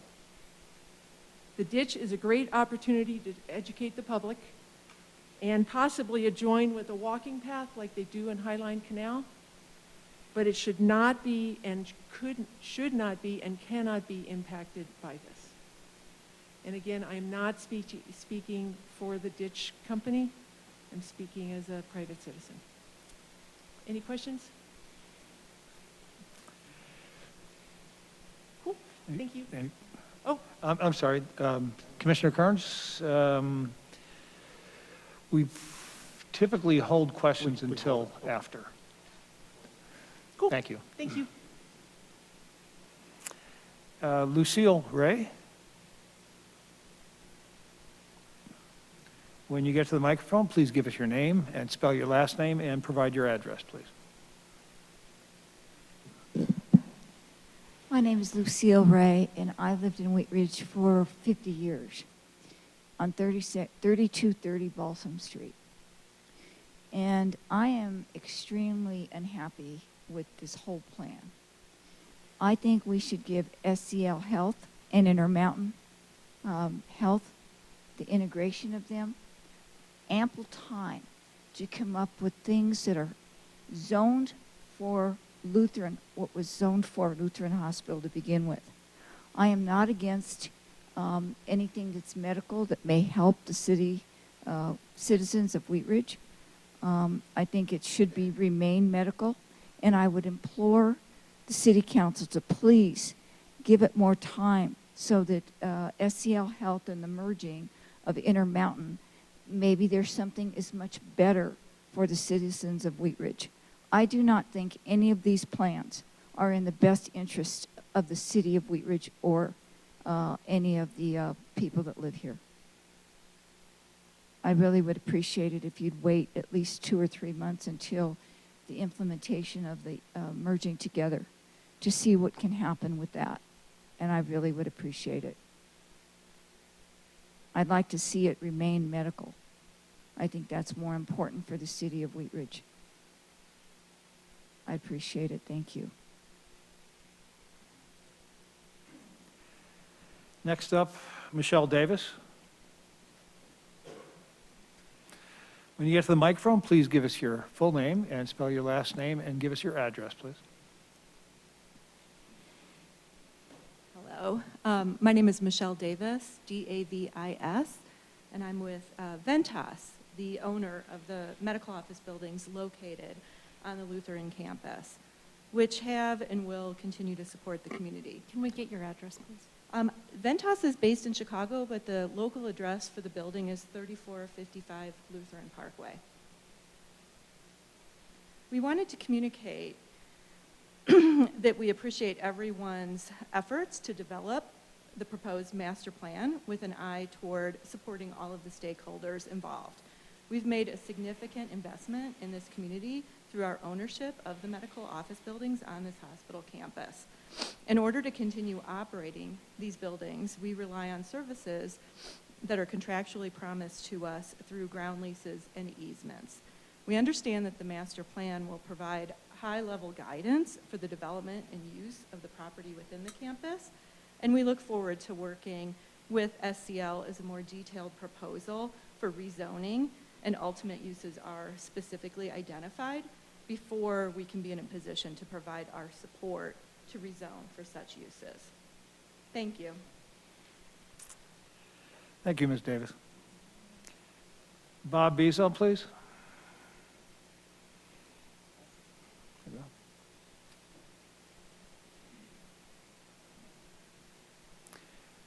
Bob, when you get to the microphone, please give us your full name, spell your last name, and give us your address, please. Yeah, it's Bob Brazel, Brazell, 3830 Carr Street. I noticed on this presentation that the east side, south side, and west side of this proposed thing here all have low density setbacks. On the north side where I live, it does not. Although you've addressed that you're going to maybe make that low density, that's not what the map says. Everything on the north side is zoned R1 and R2. I've lived there since 1990. We've had an agreement with the hospital before I moved in there that they would not allow their personnel to park on our streets. And they've been very good about about supporting us on that and providing adequate parking for all their personnel and making sure they did not park on our streets. This whole thing with this middle to high density mixed use, or as I call it, mixed excuse, to allow developers to do whatever they want at the expense of the citizens. Examples of this misconceived zoning, I went over to 2 locations last Sunday at 10 a.m. The first was the Lucky's parking lot. There were 17 cars and 1 U-Haul moving truck in the Lucky's parking lot right up next to the new apartment buildings. They're not even fully leased out yet. I'm assuming and pretty sure that these are all tenants parked illegally in that lot. So obviously there's not adequate parking in your mixed-use zoning. Then I went over to 38th and Upham. There were 15 cars parked in the Stevenson school parking lot, and I'm sure the school wasn't in session on Sunday. And all the off-street parking on the east side of those apartment buildings on Upham were all full. There was not a place you could park. So, you know, they built these buildings quite a while back in your mixed-use concept. And there's not one of those retail spaces underneath those apartments that have been leased yet that I've seen or that I know of. And they're not going to be leased if there's no parking available. I mean, you're not going to put a retail space in there or put your business in there. I own my own, 2 of my own businesses and operate them, if you can't get to the business, you're not going to open a business there. So, you know, I read through all the mixed-use zoning requirements, and the zoning requirement, as far as I can tell, is 1 parking space per unit is required for residential Sir, your 3 mixed minutes use. is up. And 2.5 parking spaces is the maximum. Sir, your 3 minutes is up. Okay, well, I'm just going to close with, I'm very opposed to this project because you need to re-examine all this mixed-use nonsense that you people are doing and get this parking situation straightened around. Thank you. Thank you, Mr. Brazel. Next up, Jenny Shaver. And Ms. Shaver, when you get to the microphone, please give us your full name, spell your last name, and give us your address, please. Hi, I'm Jenny Shaver. I live at 8835 West 32nd Avenue. It's S-H-A-V-E-R. I want to start, I was actually one of the folks on the focus groups, and I really enjoyed being part of that process. Got to learn a lot, and it was nice to be engaged with fellow citizens on those groups. Kind of with that, though, seeing some of the project plans that are up there, there's some things I'm not really in agreement with based on what I was seeing on those groups. First, majority of the people on the Zoom calls I were on were asking for open space parks and single-family homes. There wasn't a huge beating down the door, we want high density, we want multifamily homes. Most everybody referenced the stuff at the Lucky's parking lot, the 38th and Wadsworth, the Clear Creek Crossing. You know, why would you put a huge apartment building complex right in the middle of a residential neighborhood? So what's alarming to me is this final project. I think it looks, overall, the quality's been good, and I've enjoyed working with Mark. But that, to put that in the middle of those neighborhoods, that is not where it should be there. We have deer that come across the street into our yard from Crown Hill. It's a very rural kind of feel. That's why I chose to stay and live in this community. I'm a native. I want to be here. That's not what we're looking for. People spoke about having different amenities like a water park for the kids. I agree with the woman that spoke about the ditch. Being a native and growing up in here, that water shouldn't be to be played in. It shouldn't. The current proposal, there was one point on a Zoom meeting they talked about possibly, I think it was 2,100 units. That's 2,100 cars potentially. Think about 2 people in an apartment. That's 4,200 cars. 2 nights ago, I was out in my front lawn. I'm on 32nd with my husband. Cars are flying by, and I said to him, I said, honey, I said, is that car going 30 miles an hour? There's no way. You put that many cars, the infrastructure will not hold that many people, not even close. There are kids, the people, both the residents and non-residents, bike on 32nd Avenue. It's a huge bike path. I'm just like, literally my red flags are going off. Like, what is going on? There's too many things to take into consideration here. And then the other piece is the medical component. I work in healthcare myself. One thing that kind of stuck out to me is that why is West Pines moving? There's a huge need for mental health services in our community, huge, even before COVID, and I think even with COVID it's expanded. And I've heard, oh, they may move to another area in Jefferson County and have a bigger complex. Well, what's wrong with Wheat Ridge? Why couldn't we be a stakeholder and I don't work in mental health personally, so this is not a plug for that for me, but why couldn't we be a place of resource for people to come to in Jefferson County for mental health services? The city could go to West Pines, I know they're independent from like SCL as far as a hospital license, and reach out to them and say, why can't we expand that in the community? I think also our history, and I know they touched on this with the Blue House and the chapel. I know we can't say what's going to happen with those, but just for history's sake, the Blue House is personal for me. My grandmother was a nurse and lived in that Blue House when it was a TB sanitarium. So to hear that that could potentially be moved or torn down kind of stinks. I think our history is something we should protect. We're a carnation city. You could put a carnation sculpture, I don't know, something to bring history to our city so that generations to come will know what Wheat Ridge was about. So thank you, and I'd ask you just consider to maybe not propose this to council and take some more time so the residents in District 2 and 3 will get that information passed to them prior to a lot more time. Thank you. Thank you, Ms. Shaver. Next, Janelle Shaver.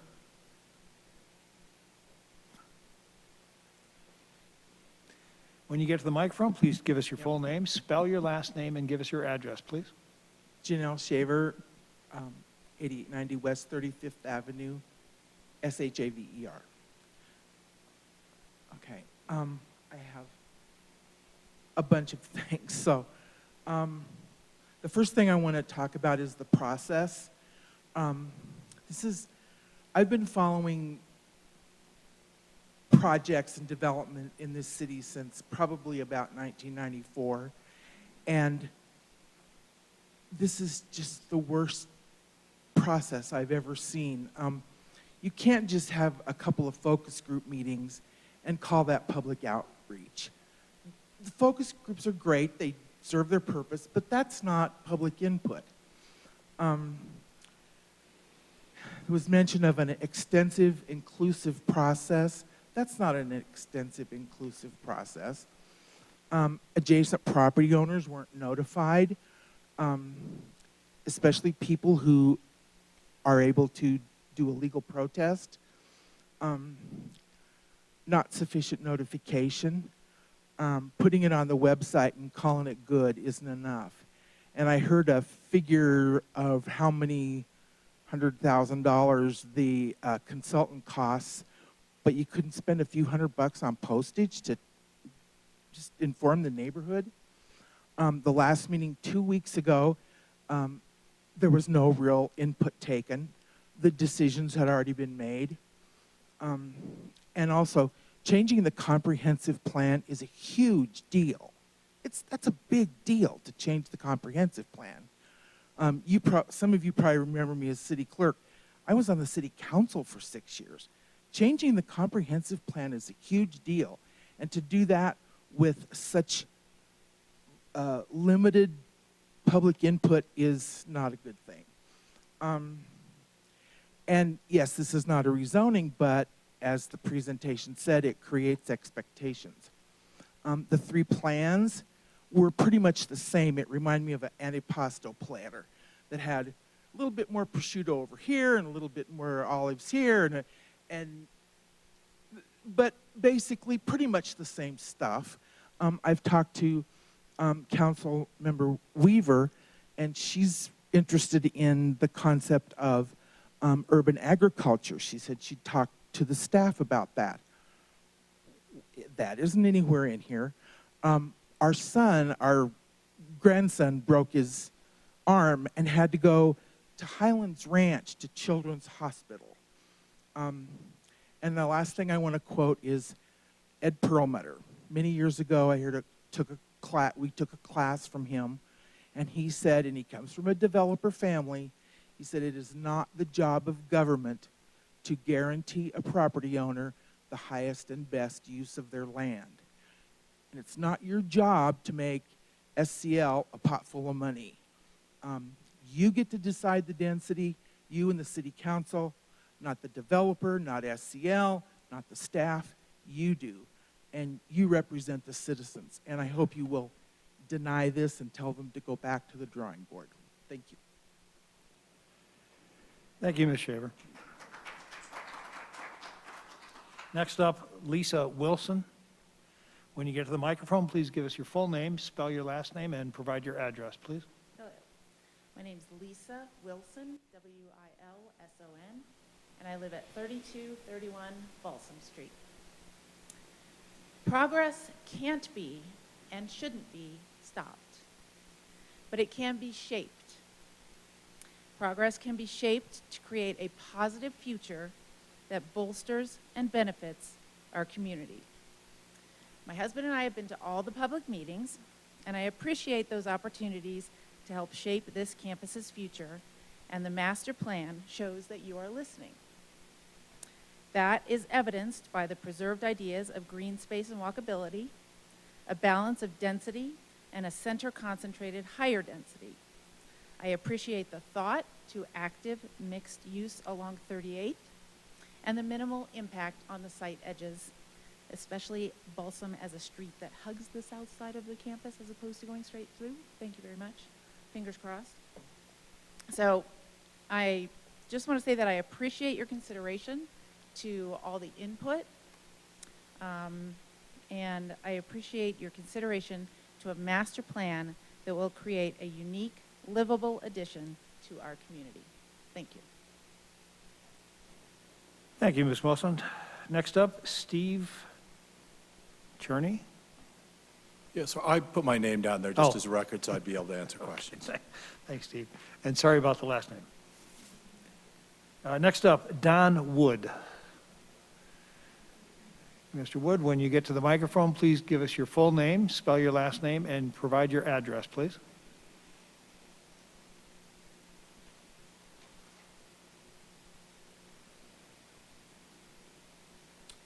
My name is Don Wood, W-O-O-D.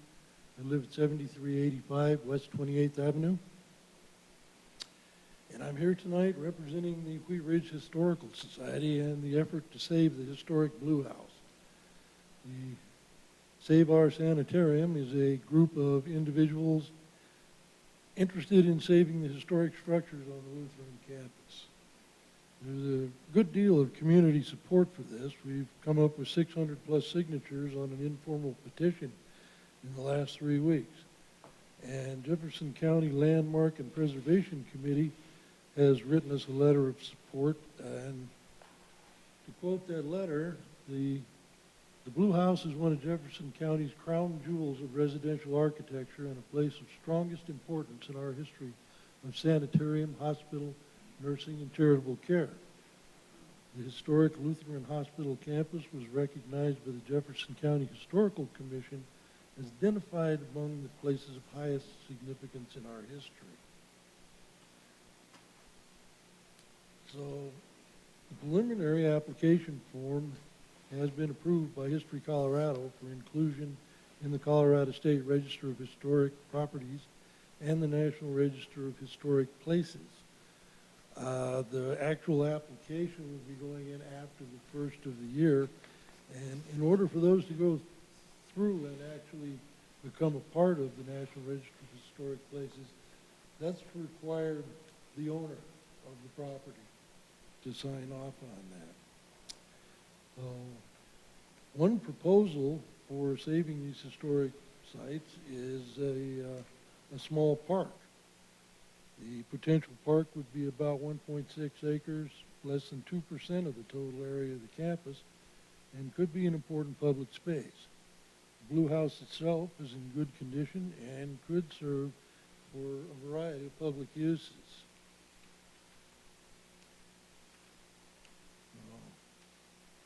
I do have copies of that letter for everybody that would like to have one. And also, I've got a Google map picture of the site of the Blue House and the proposed park.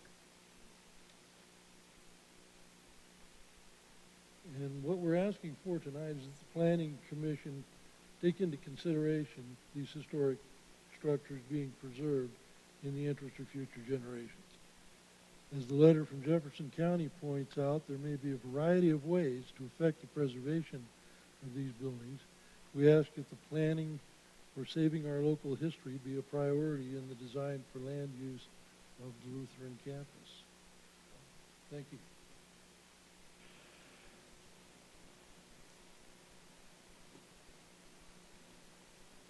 Thank you, Mr. Wood.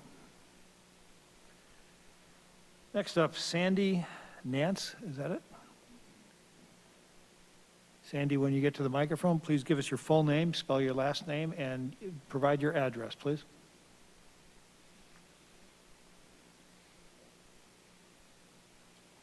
My name is Sandy Nance, N-A-N-C-E. Address is 4097 Field Drive. I have to say I was pleased to see that the final plan did mention the Blue House, and I think they said the chapel too, as being suitable for adaptive reuse. I would add preservation to it. I just am a little concerned that this push to get the master plan changed before any application, and I would add to it, I think we're going to work on an application for historic preservation for the chapel as well as the Blue House. And I think that those need to go through. I think we need to get to in front of city council and ask, Don, I would ask the Historical Society needs to go to city council. There are city designations of historic places that would protect the chapel and the Blue House that could go through, but I think that needs to get done before you finish this master plan. 'Cause I think it would behoove the city to have a like a historic district. Right now, what I see when I look at this plan is it says restaurants. That's what they want to put into the place.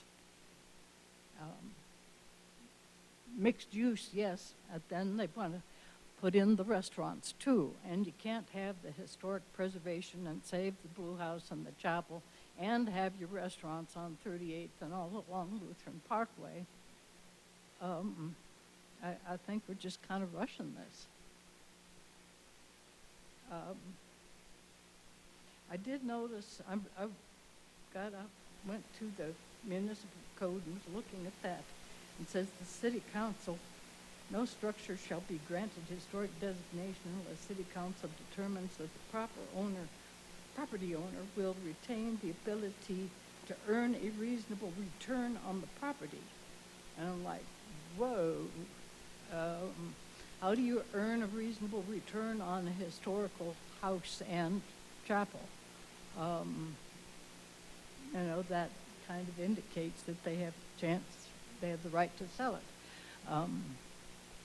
So there are just some things I would like to see you wait and let us get this worked out. That's all I have to say. Thank you. Thank you, Ms. Nance. Next up, Vivian Voss.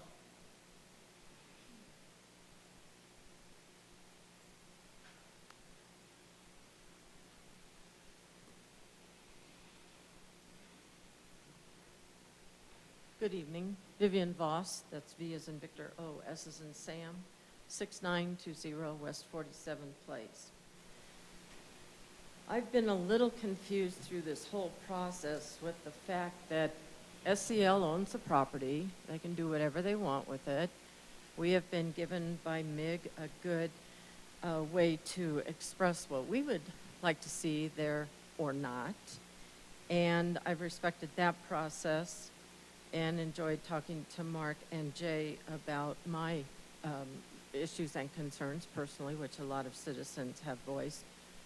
But in all this kind of confusion, we're here today before the commissioners with a resolution recommending adoption of the Lutheran Legacy Campus Master Plan. I haven't heard anybody use the word master plan on what was presented tonight. So I guess I'm supposed to assume that the whole presentation of the development with purple and green and colors was the master plan. And if that's the case, then the adoption of this master plan amends the Wheat Ridge Comprehensive Plan. So I would like to hear from somebody a definition of a specific, what the master plan consists of, and how does it amend the Wheat Ridge Comprehensive Plan? Does it become a node at the end of the sentence, and then we move forward? Also, the fact that people brought up this letter of intent is intriguing to me, and the fact that we do know that Intermountain Health has joined with SCL Lutheran to acquire the property of some extent. We really don't know. And maybe the city does know, but is not sharing with us yet. I ran across, and in keeping with a thought of a existing hospital zoning, I ran across an article, and I shared it with Mark, where there is a foot in the United States of reusing existing buildings for science labs. And there's been quite a few companies in the United States that have actually taken existing buildings, refurbished them, and whatever this science lab is, they have reused buildings. And I think that would be a wonderful stay with the hospital orientation thought, and then there doesn't need to be any rezoning, and who knows, they could probably build housing for their own people that actually would come and work there. And I think it would be a feather in the cap of Wheat Ridge if we had this type of science, medical entity on this large campus that we could make better use of. Then definitely I don't want the high density. Appreciate your time. Thank you. Thank you, Ms. Voss. Our next speaker is Ihor Figius, please. Sir, when you get up to the microphone, please give us your full name, spell your last name, and provide your address.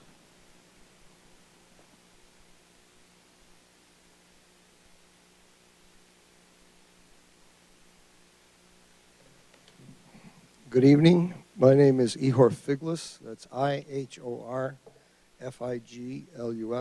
and I live at 9775 West 36th Avenue. And I'm going to urge the Planning Commission to recommend to not approve this plan, and primarily because of the process. We heard today about community involvement, outreach, smoke and mirrors. That's what it is. It's just smoke and mirrors. I participated in this process. I took one of the surveys, but I only took one of them because essentially that survey was only offering me the option to select different flavors of chocolate. There was no wider input that was accepted. And it wouldn't have mattered anyway, because as we heard today from the last presenter on the side of the project, is that they threw out those last three diagrams they had and came up with one of their own. So what's the point of having all these public meetings and public process? If you look on page 86 of the report, I think it's a phase 2 report, 6 out of 9 of the comments or responses on there directly say that there should be direct contact with the people through mail, through flyers, through door-to-door canvassing. This process has not reached out to the neighborhood, which is the most directly involved. And there will be significant issues with this going forward in the future. The whole process needs to be revisited and has to involve the immediate neighborhood, because those are the people who are the most directly affected by this development. There are a number of other issues or options that were brought up in the comments, were never included in the options, in the surveys, and like I said, it wouldn't have mattered anyway, because it appears that those were all thrown out and there was something that was already prepared and to be presented. You should vote to not recommend this approval of this plan. Thank you. Thank you, Mr. Figlus. Is there anyone else in person that would like to speak that has not? Sir, please step up to the microphone. When you get there, please give us your full name, spell your last name, and give us your address. Apologize for my tardiness. I came directly from work, so apologize I'm not on the list. My name is Joshua Meyer, and I reside at 8835 West 32nd Avenue. Can you spell your last name, please? M-E-Y-E-R. This plan seems to be motivated strictly by profit and disregard for any sort of community involvement. It's very, very inconsistent with how the rest of the neighborhood looks. I know that everybody wants to put in the high density stuff. Oh, it's going to be more taxes, more profit, more people. Well, if you take a cruise around in Wheat Ridge here, there's a lot of other apartment options and other high density options coming to the fore. Look on Ward Road, where they're cramming in a lot of different stuff. My point is, we already have those things, and guess what? Some of them are still now leasing. Some of them are still open. You want to add retail space into this plan. Take a cruise down 38th. Look at all the places that are empty.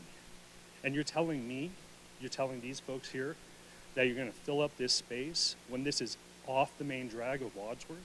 I don't think so. Furthermore, if I may, this plan disregards everything, as Mr. Figlis pointed out, as probably other people have pointed out, disregarded and not informed the community. My wife and I, we went to the community. We went door to door to tell them of the meetings going on. That's not our job. That's the developer's job. That's other people's job. We just care about our community. We want to let people know, hey, they're having meetings about it. We're not telling them one way or the other, but just telling them this is what's going on. And I think it's evident. I'm glad these folks are here tonight. But let me tell you, if the other people in the neighborhood and surrounding community knew about this, you'd have this whole room filled. I've seen this room filled. On the development with 32nd and Kipling back there, guess what? This room was packed with people, all right, when it came to city council time. And guess what? Developer had to go back and change it. Had to make it more conducive and more reflective of the community. That's what they're doing. Okay. I ask that you consider going back to the drawing board and listening to the people. Like other people have pointed out, all it is just a remix of what they want. Oh, let's put it over here. Okay, a little bit more of this, a little bit more of that. No. People move to Wheat Ridge because of the feel of this community, because of an open space, because the yards are big, because they have room to breathe. We just see this further encroachment from Denver, Highlands, Sloan's Lake, Edgewater. It just keeps moving west.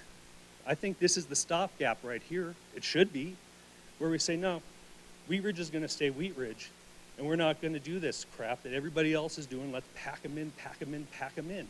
Because this is what it is. It's just packing them in here.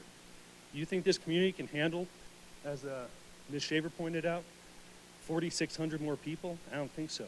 Please, I encourage you, consider what people are saying here and let them know. Thank you. Thank you, Mr. Marr. Is there anyone else in the room who would like to speak tonight? We have two people over here. Yes, ma'am, you raised your hand first. When you get to the microphone, please give us your name, spell your last name, and give us your address, please. Hi, I spoke earlier. My name is Lucille Ray, and I live at 3230 Balsam Street. I would like the city council to look at, there has been so much development in the city of Wheat Ridge. Like the gentleman said before me, I've lived here for 48 years. I know things change, but I have lived here in Wheat Ridge and my husband and I have raised our family because of what Wheat Ridge was, and I want to remain that community, that feeling of family and wholesomeness. And this constant developers should live in our community for 5 years before they even consider any development to see what our community is. I'm sorry. I don't want developers to establish how we should live. It's up to us as our community and our city council to represent us. I really appreciate your help and your thought about that. Thank you. Thank you, Ms. Ray. And there was another speaker over here. When you get to the microphone, please give us your full name, spell your last name, and give us your address, please. My name is Rosemary Bowden, B-O-W-D-E-N, and I live at 3535 Dudley Street in the house that was built in 1932 for the administrator of the hospital, which we have spent nearly 30 years restoring to its beautiful luster. And I'm very Can you repeat your first name, please? Rosemary. I'm very concerned about the health needs of our community. When you see the growth up in Genesee, in Golden, have you seen what's going on? Golden, Lookout Mountain, the west side of town, and we want to make a smaller hospital. The new hospital is going to be smaller. And what disturbs me is when I hear that someone like 2 weeks ago went to Lutheran and waited for so many hours in the emergency room, and they finally said, we got to go to St. Anthony's because they can't accommodate us. Last November, I had a client who went to St. Anthony's, sat in the emergency room for 3 to 4 hours, finally went to the ladies' room and had her heart attack and died. And every time I hear somebody goes into a hospital and when they're done with their surgery, like my husband, the last 2 surgeries, and there's no bed when he gets out. He was at Skyridge and had to sit in ICU all night because there's no place to accommodate him. Our hospitals are overloaded. Are we studying what demand we need for health care? And to take away a major center where people have had their children or whatever, I think we need to preserve the hospitals.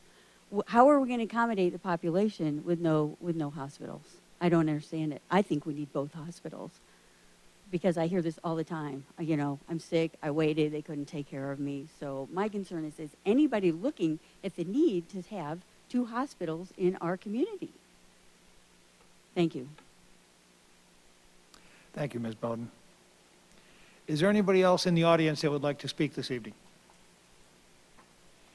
Tammy, we will poll the online audience to see if anybody would like to speak online. Okay, so I do have a few. They are starting to raise hands.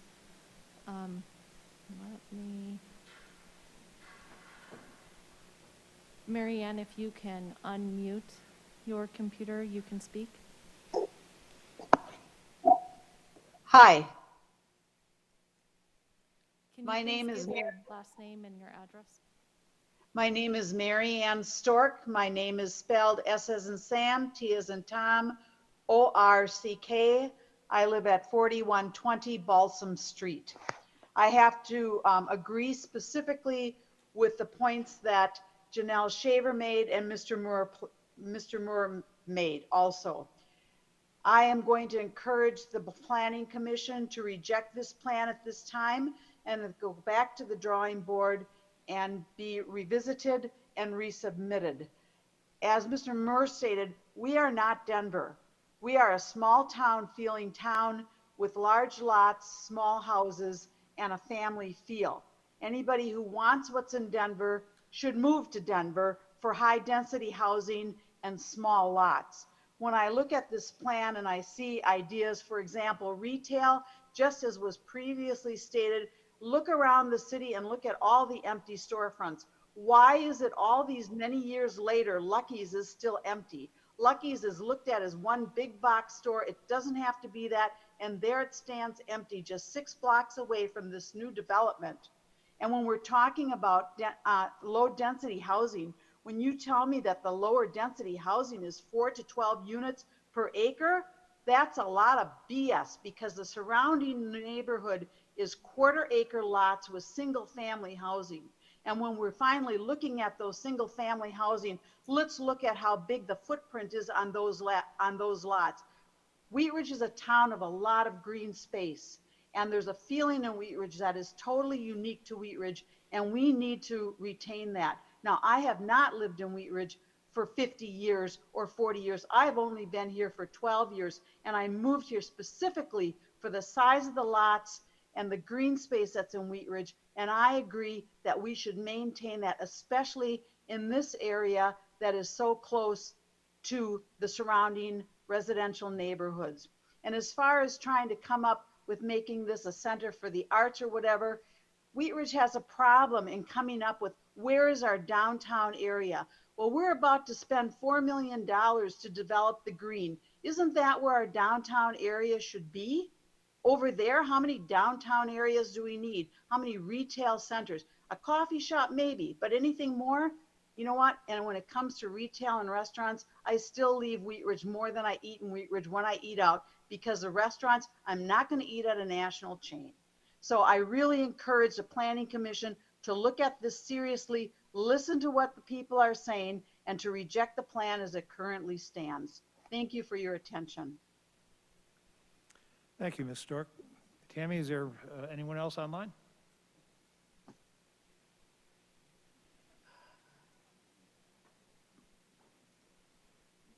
Yes, if Dan F. can unmute, you can speak now. Yeah, hi. Can you all hear me? Yes. So my name is Dan Finley. Last name Findlay. I'm speaking on behalf of me and my wife Haley.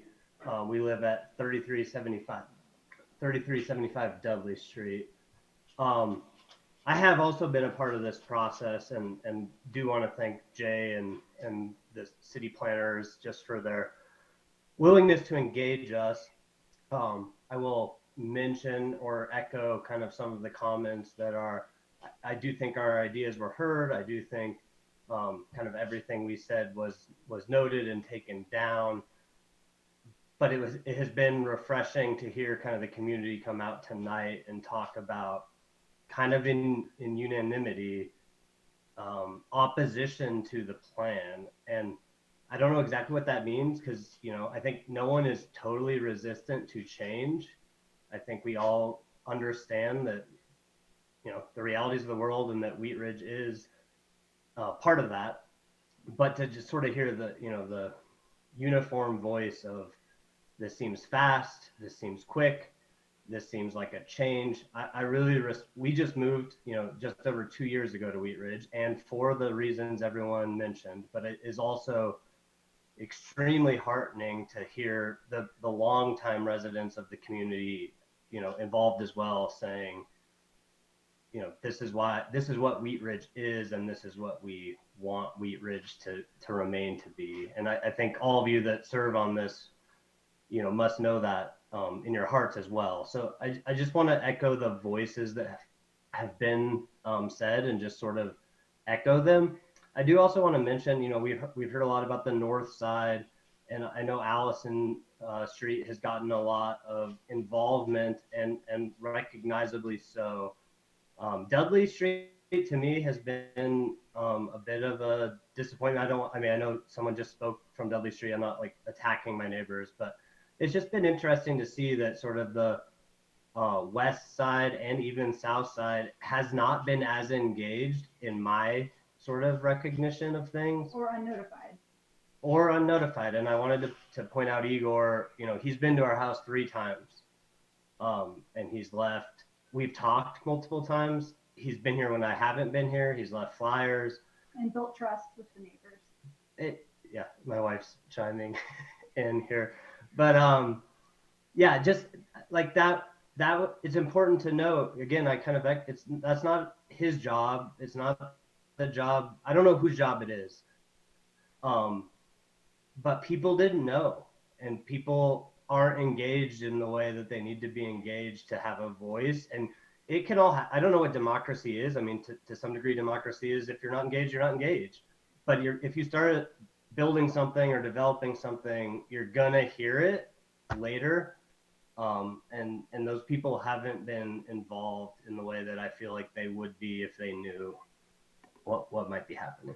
Before our time is up, I just wanted to step in and say a handful of things that are specifically concerning to me. A lot of them have been said, but I'm going to move. Sir, your 3 minutes are up. Just say thank you. Just on the low density housing, because this is the most important thing to me. I hope that I don't know if y'all can put in if this ends up happening. I'm more concerned because we lived at 29th and Zenobia, and all those empty apartment buildings are right there. The height, because it doesn't matter I don't like how tight they are together either way, but also the height matters as well because there's a lot of loopholes and those will be taken advantage of by the developers, and you should anticipate that in the backlash. So thank you for your time. Thank you, Thank Mr. everyone. and Mrs. Tammy, are there anyone else signed up online? Yes, can T. Fallon please unmute?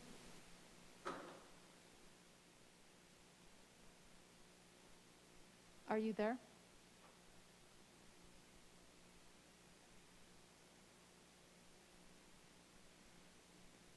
They have unmuted, the person has unmuted, but I'm not hearing anything. Well, then we may want to move on to the next one. Okay, so I have a DF. if you would please unmute. Sorry, I think that was me and my wife on different devices. Okay. Thank you. Can you hear me?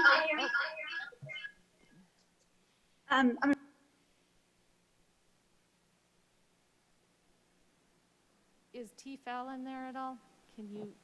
You are unmuted. Okay, I have one final person, Chris L., if you would like to unmute. Can you hear me? Yes. Can you please give your name, spell your last name and address, please? Chris Leatherwood, Leatherwood. I'm at 4185 Carr Street.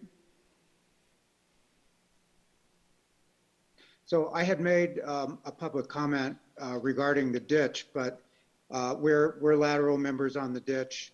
One question I have with regards to that is who is going to ensure our access to the water, which has been Lutheran's responsibility. But that issue seems small potatoes after listening to this meeting. And I would have to agree with everyone else who has spoken out about the process. I consider myself to be someone who pays attention. I only recently heard about the public involvement in this. And I live on the north side. All of the plans that I saw, all of the little color diagrams put very heavy emphasis on retail, high density housing, mixed use on the north side, while it was stated that there would be setbacks and buffers and that it would be respectful to the people on the north side. I have to ask myself, why do the other three sides of this, including what I believe is 32nd Avenue on the south side, why do they all have very wide buffers, and yet 38th Avenue on the north side, which has a very, what up to this point has been a very desirable neighborhood, it seems like it's going to be incredibly dense on that side. There was statements made that you would respect the historical buildings as much as possible, or there would be historical preservation as much as possible. I understand this is a general framework, but at this point, I would strongly urge the council to deny this at this point and have more public input. And I agree with the speaker that said the room would be packed if more people had been involved and there'd been a greater effort to reach out to people and get their opinions. Thank you. Thank you, Mr. Leatherwood. Tammy, anyone else online?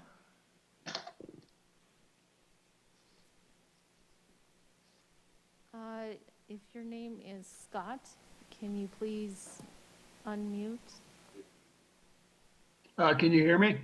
Yes. Yes, my name is Scott Talmadge. I live, my last name is Tallmadge. I live at 4380 Dover Street. We currently are living here and have been here for 25, 26 years. One of our issues has been traffic. At one point, the ambulances were using Dover, and at one point, the city had designated Dover as a emergency vehicle route, and we benefited from that because we were one of the first streets plowed in the neighborhood. What bothers me about this high density development is the fact that I don't believe that they took into account the effects of traffic that, 44,000 more cars would have on the neighborhood. Everybody likes to think that we'll be using intermodal transport and all that, but let's face it, we're Americans. We're all going to be driving our cars. It's not going to change that quickly. I don't think that traffic studies were taken into account. I also am on the same lateral with Mr. Leatherwood, and that is a small concern for us. I'd also like to echo the comments of the person about Rocky Mountain, the Rocky Mountain ditch. It's an amenity possibly only if it has water. Let's not forget, this is water that's owned by the Coors Company. They're a profit-motivated entity who may just as well sell that water to somebody else if the price is right. There's no guarantee that the ditch will be this attractive amenity as well. The point of all this is that I think a lot of this was rushed. It was done in a vacuum with minimal, despite the assurances of MIG, participation by members in the neighborhood. I don't think there's a reason to rush this. There is ample time between now and when Lutheran finally moves and they need to sell that property. Waiting a while to see what the letter of intent between Lutheran and Intermountain brings up, I think is sound advice. There's no sense in rushing this process. Thank you. Thank you, Mr. Talmadge. Tammy? So I think Mr. Finley's wife is wanting to speak. I do. Yes, need- that's. Okay, I do need your name, the spelling of your last name, and your address, please. Haley Finley, Haley Findlay. We live at 3375 Dudley Street. Okay, thank you. I will make this quick because I know we've spoken, but I had a few details I wanted to get out there. Driving down, since there are a few people here from Dudley Street, I wanted to mention, because we're mentioning traffic, the traffic up and down Dudley, and Dudley as a whole is being abused just as with driving and speeds because we are a thoroughfare, and people use it as such. It's marked as 25 miles per hour, but it's regularly that I note people are going insanely fast, and there's no speed bumps, there's no stoplights, there's no stop signs, and both ends of the street hitting 32nd and 38th are blind turns no matter which direction you're turning. Meaning, like, if you're coming off of Dudley onto 32nd or onto 38th, whether you're turning right or left, it's oftentimes very blind, and people are coming around corners very fast. So I'm just noting that because if you put more people on the street, it's going to get really, the street's not going to be able to handle it. People are going to be backed up all the way down, and there's already a safety issue going on, a chronic safety issue. My husband and I moved out here to start thinking about having a family off of 29th and Zenobia, where they were building that big apartment building. And then they built the condo building after tearing down that historic house. And those condos were priced were highly priced and fancy. And so I think they sold 3 over the course of the time we were there.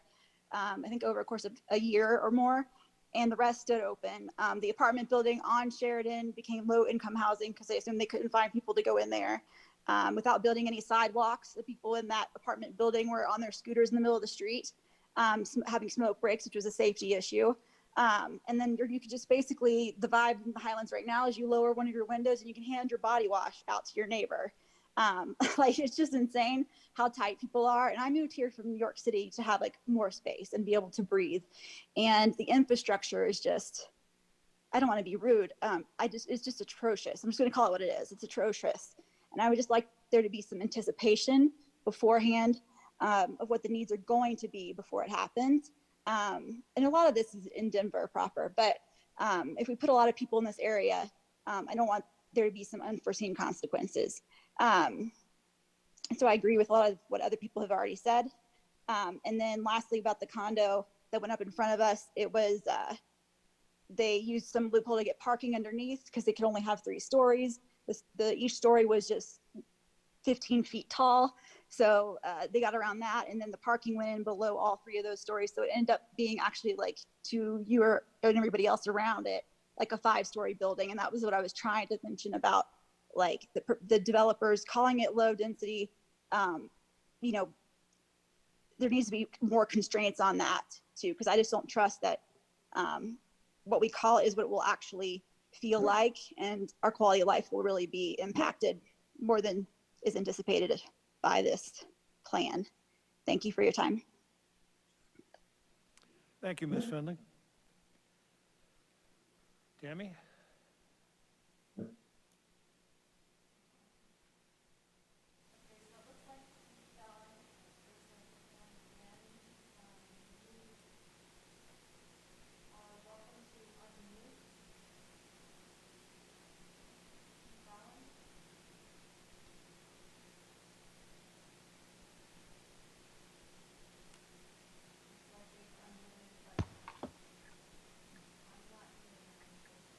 Are you able to hear me? This is Tamara Phelan. Are you able to hear me? Yes, we can hear you. Hello? Are Yes, you we able can- to hear me now? Yes, we can hear you. Yes. Someone's nodding yes. Thank you very much. My name is Tamara Phelan. I live at 4205 Dover Street in Wheat Ridge. I am one of the neighbors that lives to the north of Lutheran Hospital. Thank you very much for understanding with my computer this evening. I would like to urge the Planning Commission to reject the master plan and to go back to the drawing board. I participated in the first campus tour on May 1st, as well as the surveys that took place. At the time of the first tour, I did urge and submitted written comments saying that this area needs to be more single-family homes. What has been planned, and really the three plans that you presented, which I commented on all of them, is far too high density for this particular neighborhood. You're trying to put too much density in a residential neighborhood. I agree with everyone who's spoken tonight, Mary Ann Stork, who is a neighbor, Mr. Brazell regarding the retail, Ms. Findlay who just spoke regarding traffic. Dover Street is already a through street. It's a feeder street up to the hospital, and we get lots of traffic, which will also become worse when we do Wadsworth. Bottom line is, if there were to be development on this property, I would like to see single family homes, something for seniors, patio homes, etc. And I just urge the Planning Commission to reject the master plan and to urge people to go back, listen more to the citizens of the city of Wheat Ridge. Thank you very much. Thank you, Ms. Phelan. Tammy?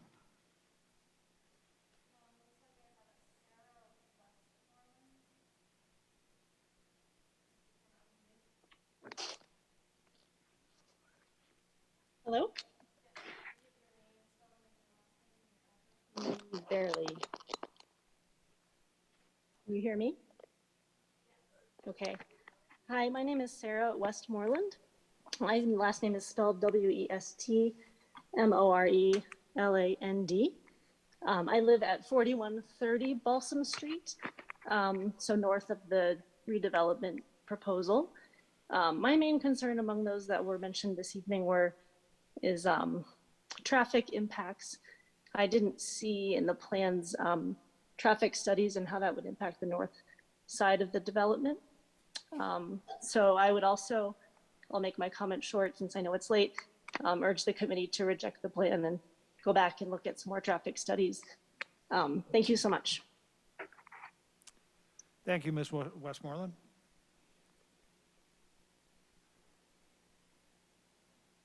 Is there anyone else online that would like to speak? Please raise your hand.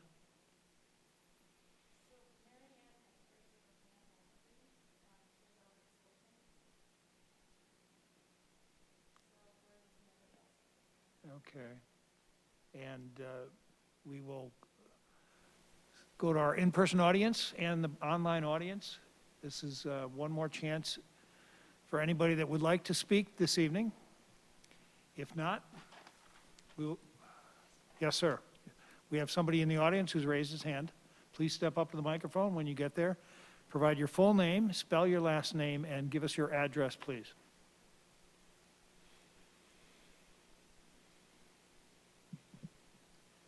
My name is Richard Scofflin, S-K-A-F-L-E-N. I live at 7235 West 28th Avenue. My concern has been mentioned by some others, traffic, but to me, the impact of traffic, the concern is Wheat Ridge High School and Wheat Ridge Middle School. They're on each end of that development to the east and to the west. You drive down 32nd when Wheat Ridge High School is getting out, that traffic backs up to the east, I swear sometimes almost to Wadsworth. My point is all those vehicles and all those children, that really needs to be considered. And, you know, when you're in high school and you got into a car, you didn't know what slow was. So I think there's a real concern there for safety. And there are not a huge number, but there are definitely kids that walk along the side of 32nd and 38th. And I shop a lot of Safeway at 38th and Wadsworth, and you've got a safety lane there before you get to Wadsworth with a flashing light. I've watched so many people run that thing and the light right going into Safeway at the same time. I just think there is a really potential danger there. How do you protect the children? Thank you. Thank you, Mr. Scofflin. And we will ask one more time, give everybody a chance, anybody that would like to speak that hasn't spoken tonight. If there's no one else, Tammy, okay, we will close the public forum at this point. And next we will poll our commissioners for questions and comments. And then I think after we have a vote, we will take a short break and before we consider our third item this evening. So we'll start with, on this, we'll kind of mix it up. Commissioner Simbai, questions or comments? Thank you, Mr. Chair. Excuse me. This is more for staff, so Mr. Johnstone. In the resolution, number 2, I'm a little confused of what that means. So the Planning Commission recommends that the Lutheran Legacy Campus Master Plan supersede the comprehensive plan for the portion of the city covered by the master plan. Could you explain what that means a little for me? Yeah, I think, and this question, came up, I think, from Ms. Va.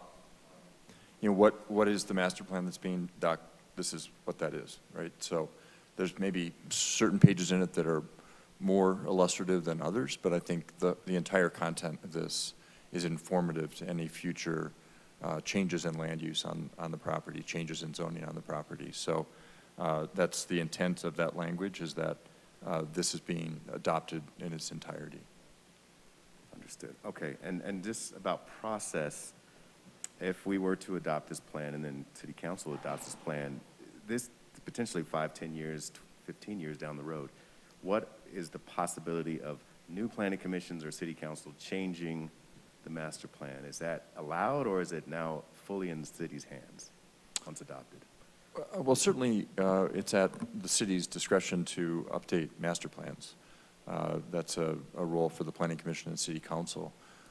What we would anticipate in terms of, if this master plan is adopted by council, that, there's a kind of a long road ahead in the next several years which will involve the community as well, in terms of really getting more information in terms of what is the proposal, right? I mean, this is intended to be a guiding document and have some flexibility, but also create some bright lines in terms of, what can and can't happen in different parts of it.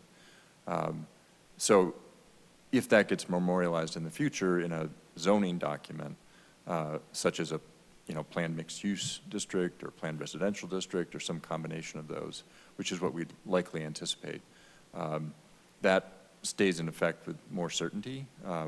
It would be atypical, though not impossible, for a city council to come back and change the zoning of a planned development that was very specifically approved, unless they had the consent of the property owner. Thank you. Commissioner Antle?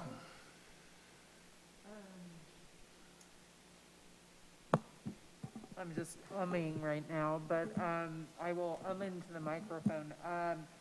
Several people brought up this letter of intent. Can anyone speak to this? Because it seems like it relates to the timing of this project or approval of this. Might hand that over to Steve, representing SEL Health tonight. Pardon? Oh, great. Yes, so I can answer the question around the LOI. I think as referred to earlier, several weeks ago, we did make public that we entered into a letter of intent to merge with Intermountain Healthcare. They are a healthcare system that is based in Utah. There is a process that we will go through that we'll get to a more what we would call a definitive agreement that says this is how we would merge and operate, and then it will also have to go through regulatory approval by the FTC before that gets approved. So that is a process we're going through. I think is also referred to earlier. You know, it's not appropriate given that, you know, we need regulatory approval for me to opine too much on the merger. What I would say is that we do operate in different markets. Intermountain operates in Utah. We operate in Colorado and Montana primarily. And this will not change the status of our project in terms of building the new hospital at Clear Creek. So, and I'm not sure if you can even really answer this, but I guess maybe some people are thinking that something like a merger could potentially impact, maybe Intermountain West has a future interest in doing something with this property, or does none of that get impacted by again, the I think merger? that would be highly unlikely that, you know, the new entity would look at the property any differently, given that we are committed to the new hospital at Clear Creek.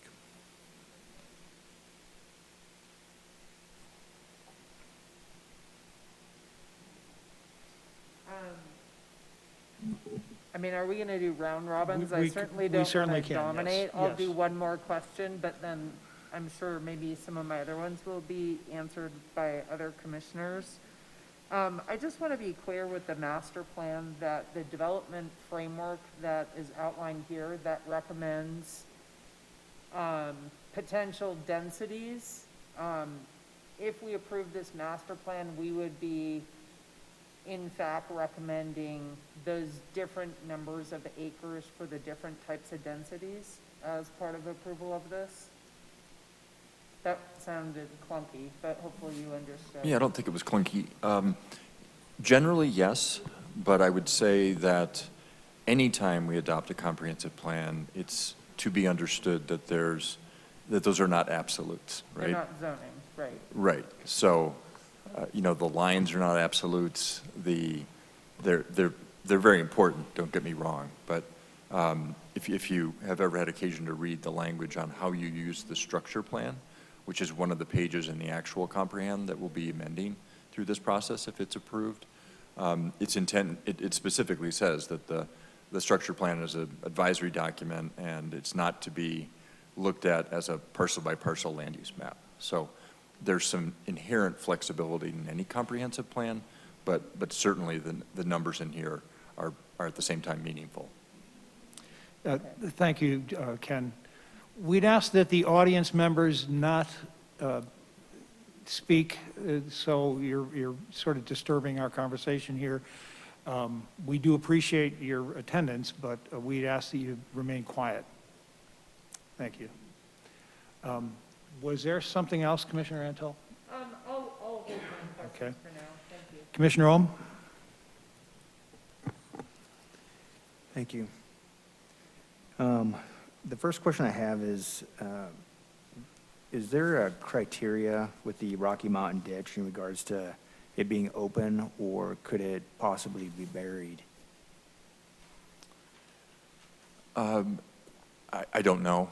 I mean, I think different ditch companies have different opinions of the pros and cons of those sorts of options. So and I have no knowledge of kind of the hydrology of whether that would make sense, but so I can't really answer that question. Okay, thank you. And then I'll ask, let's see here. I'm going to go to our consultant, MIG, Mark. What was the timeline process for us? Like, how long did this process take from start to finish?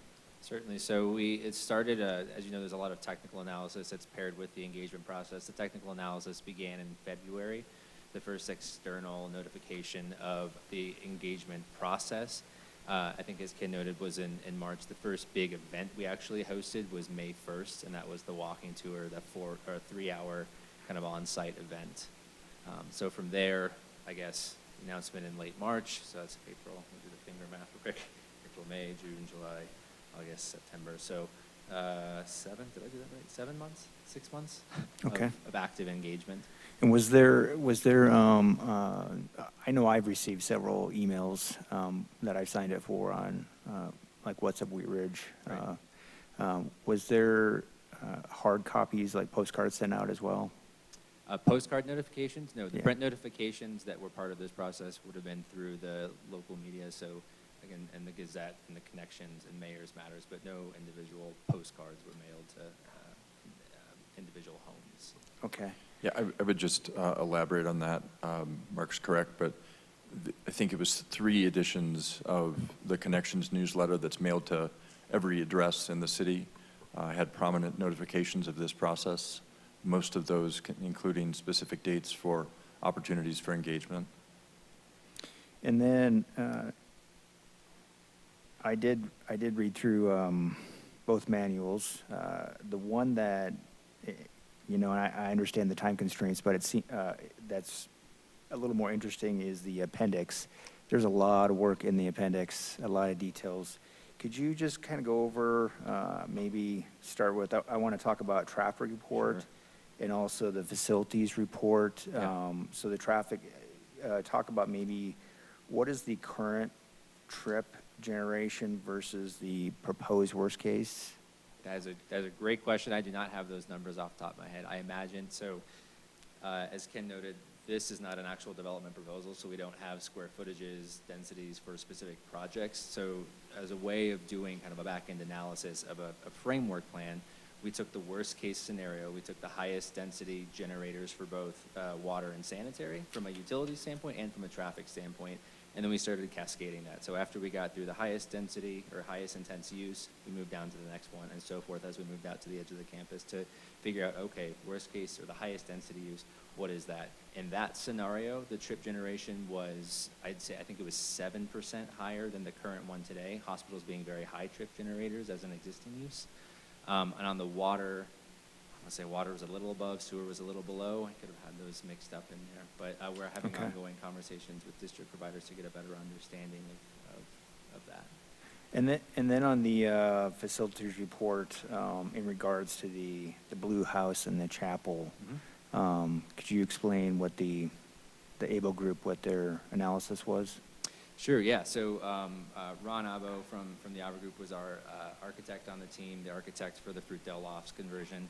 He went through a facilities assessment of every built structure on the site. So with access through the facilities maintenance department, SEL, toured all the facilities, and then gave a high-level assessment. Right? He wasn't checking studs, but a very high-level assessment of the current use, the current quality of that use, and the potential ability for reuse. And within that, documented square footages, and then things of that nature. So for the Blue House, currently being used as storage, previously a tea room, adaptive reuse potential. Certainly, there's I think some considerations for bringing that up as it's been vacant for some time. And then the chapel, I think, noted for our architectural significance as well, given some of the unique detailing that was delivered at the time. So that there, currently tied into the hospital operations physically and structurally, would require some, if other aspects of the hospital went down, would require some sort of kind of structural gymnastics, but certainly viable. Because I read in the report, it said the Blue House was, he states it was in very poor condition with substantial amounts of asbestos. So I'll double check. That is on correct. that. Okay, thank you, Steve. Yeah, and that the chapel said that it was in fair condition, which is better than poor. It was better than poor. But that could possibly be adapted. Sure. And then, would it be safe to say that a price of a house would be more expensive if there was more land associated with it? Could you, for example, the quarter-acre lots, the 4 DU per acre designation would be more expensive than something that was, 10,000 square feet or smaller, as those numbers crept down. I think that's that's a very general assessment, but yeah, you could probably Okay. state that. And then I have a question for staff. Just a general question. For the Corners project, that was, I guess in my mind, somewhat similar as far as we had that project, and then I think that, I'm just trying to figure out the steps. There was maybe a rezoning that occurred first, and I think that was a city-initiated zoning, correct? You are correct, yep.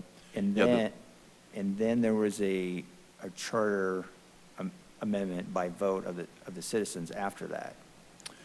Or was that before the rezoning? It was before. So I think it was either 2009 that City Council took a question to the voters to amend the charter in certain locations of the city, notably locations that were associated with some of our urban renewal areas, not 38th Avenue. That was a very, thoughtfully decision not to make that choice there. So essentially, it was the I-70 Kipling urban renewal area, which include, and the Wadsworth urban renewal area.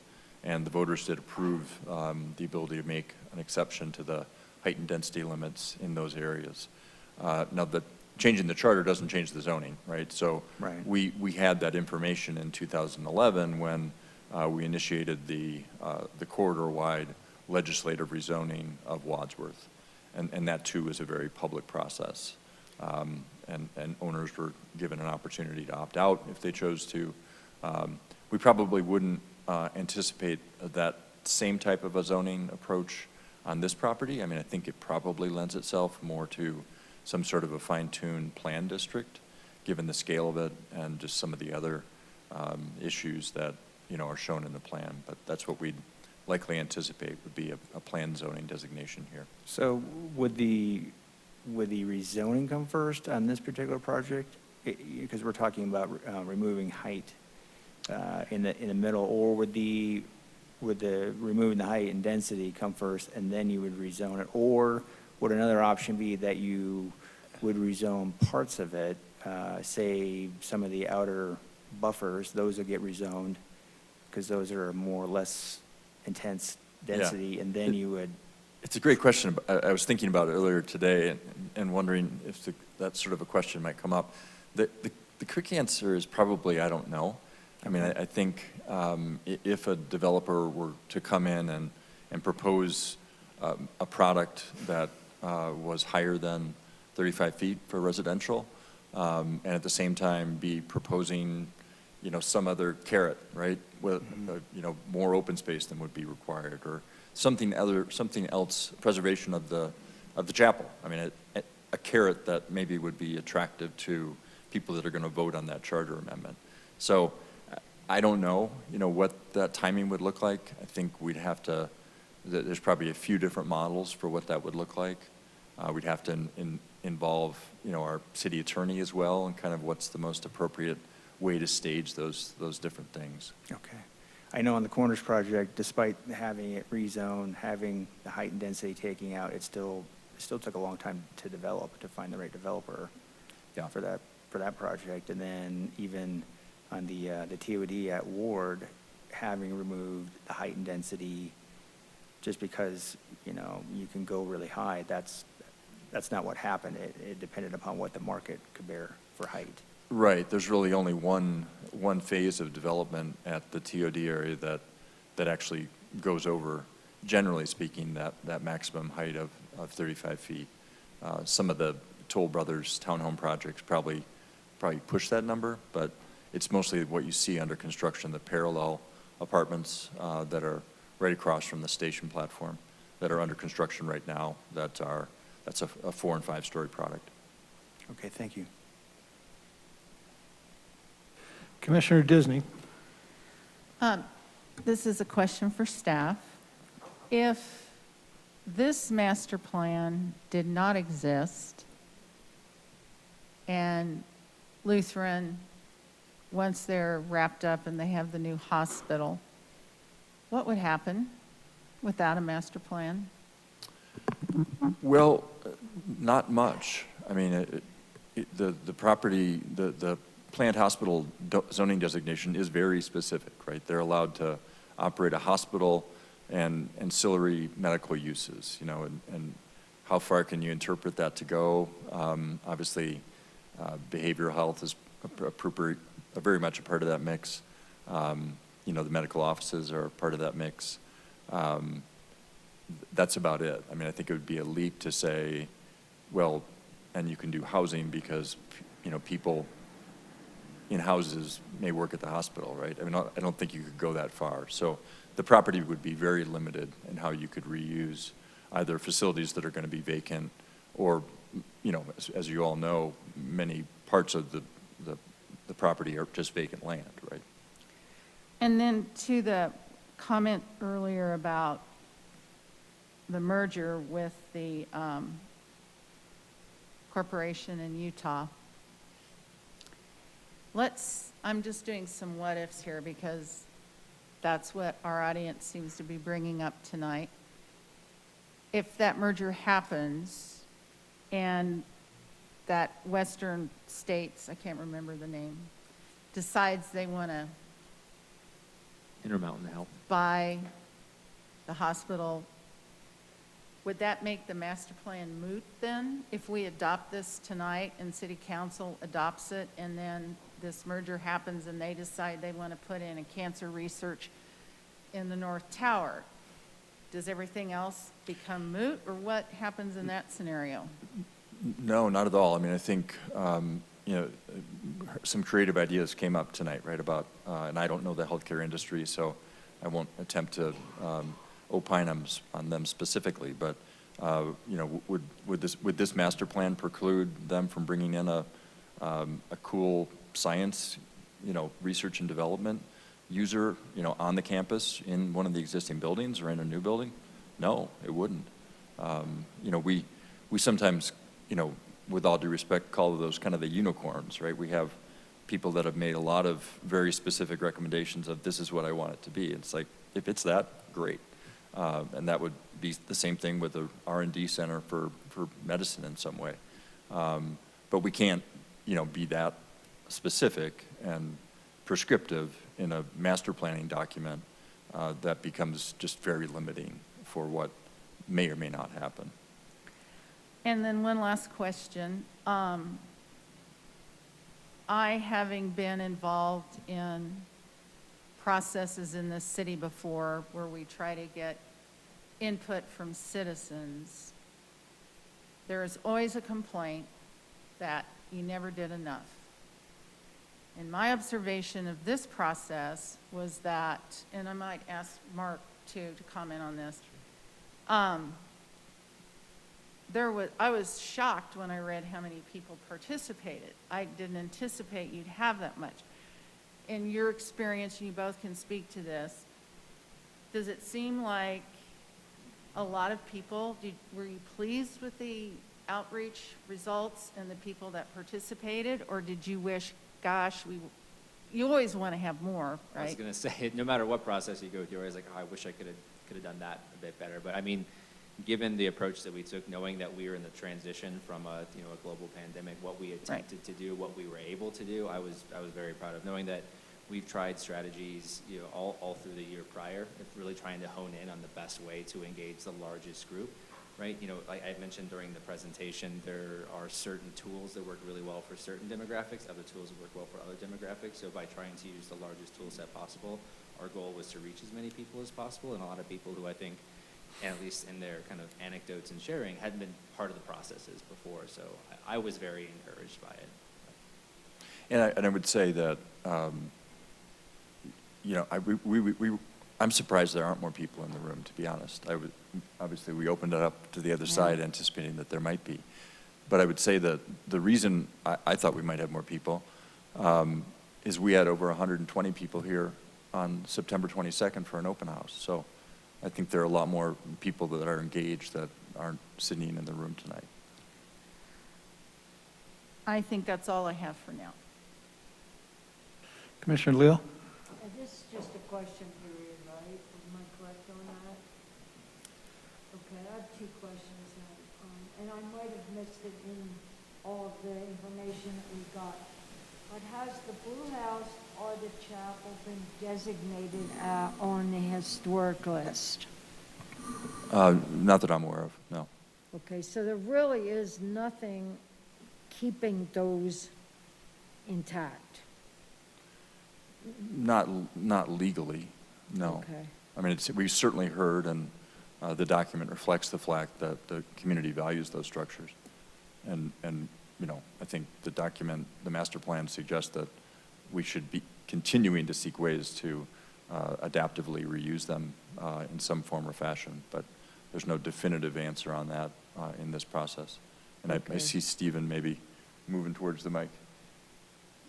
Yeah, you know, I think what we envision is going through a process where the evaluation of a developer needs to consider the historical significance of those buildings, and that should be part of the criteria of who becomes that developer and how they honor that history. Okay. And my second question is, and I didn't see anything in, usually in the city, when the city asks to approve a recommendation, they usually list all of the services, whether or not they believe that the services are sufficient. And I know the utilities probably are, but I didn't hear anything about the need for additional police or the need for additional emergency services if this were to go forward. It's a great question. We didn't, we typically, you'll definitely see that comment on like a rezoning application to make sure that you're not, rezoning it as you did, or you recommended on a rezoning earlier tonight in a manner that won't be supported by all those important utilities, whether it be fire, police, or utilities. As Mark has discussed at a high level, we've done that analysis at a high level for the core issues that we identified through the master plan, which were traffic, water, and sewer. And we think that at this high level, there's adequate capacity in all those regards. Your question regarding police, we haven't had that specific discussion. I mean, I would say this, that the police, we are anticipating the addition of new police with the development of Clear Creek Crossing, which is where, the hospital and other development is going. So in the budget that's being adopted for 2022, I think there are two, don't quote me because I could be wrong on that, but I know there's at least one, if not two, new patrol officers that are being approved, if it gets approved, coming up here at the October public hearing. And I would say that there's a fairly high police presence on the existing campus, so I'm not sure that there'd necessarily be a need for additional officers to address the new development, just to the extent that they already are devoting officers to this property, and we're adding new officers for their new campus. So there'll be that kind of capacity, if you will. Well, yeah, the only reason I ask is because when the density and you have more people, you're going to have more problems. And I mean, that would be a significant consideration, more than two officers. Yeah. So it's not a small corner project. It's a huge project. Yep. So. Okay, those are the only questions I have. They're actually the same size, ironically. Clear Creek Crossing is 100 acres, and this project's 100 acres. Okay, thank you. Commissioner Kearns. I had a question about the Rocky Mountain ditch, and I was wondering if I could talk to Ann Brinkman. You seemed like an expert on it. Okay. I just had a couple of questions for you. You mentioned that you didn't want people waiting in the Rocky Mountain ditch, or you thought it was unsafe? Yeah. Is that allowed? Yes, it would certainly help us hear any response, and we appreciate this. Hi again, Ann Brinkman, Brinkman. So, yes? So, okay, the Rocky Mountain ditch is a sort of a key piece of this property. Yes. And we're trying to save it. We're trying to keep it park-like, keep the vegetation around it, the big cottonwood trees. I've been advocating for tree preservation as part of this plan. And when you said that it was dangerous, or maybe you didn't want people, could you expand on that? So what I said is I didn't want it to become a wading pool. Okay. And so what happens with a wading pool? Yeah. stuff goes in it.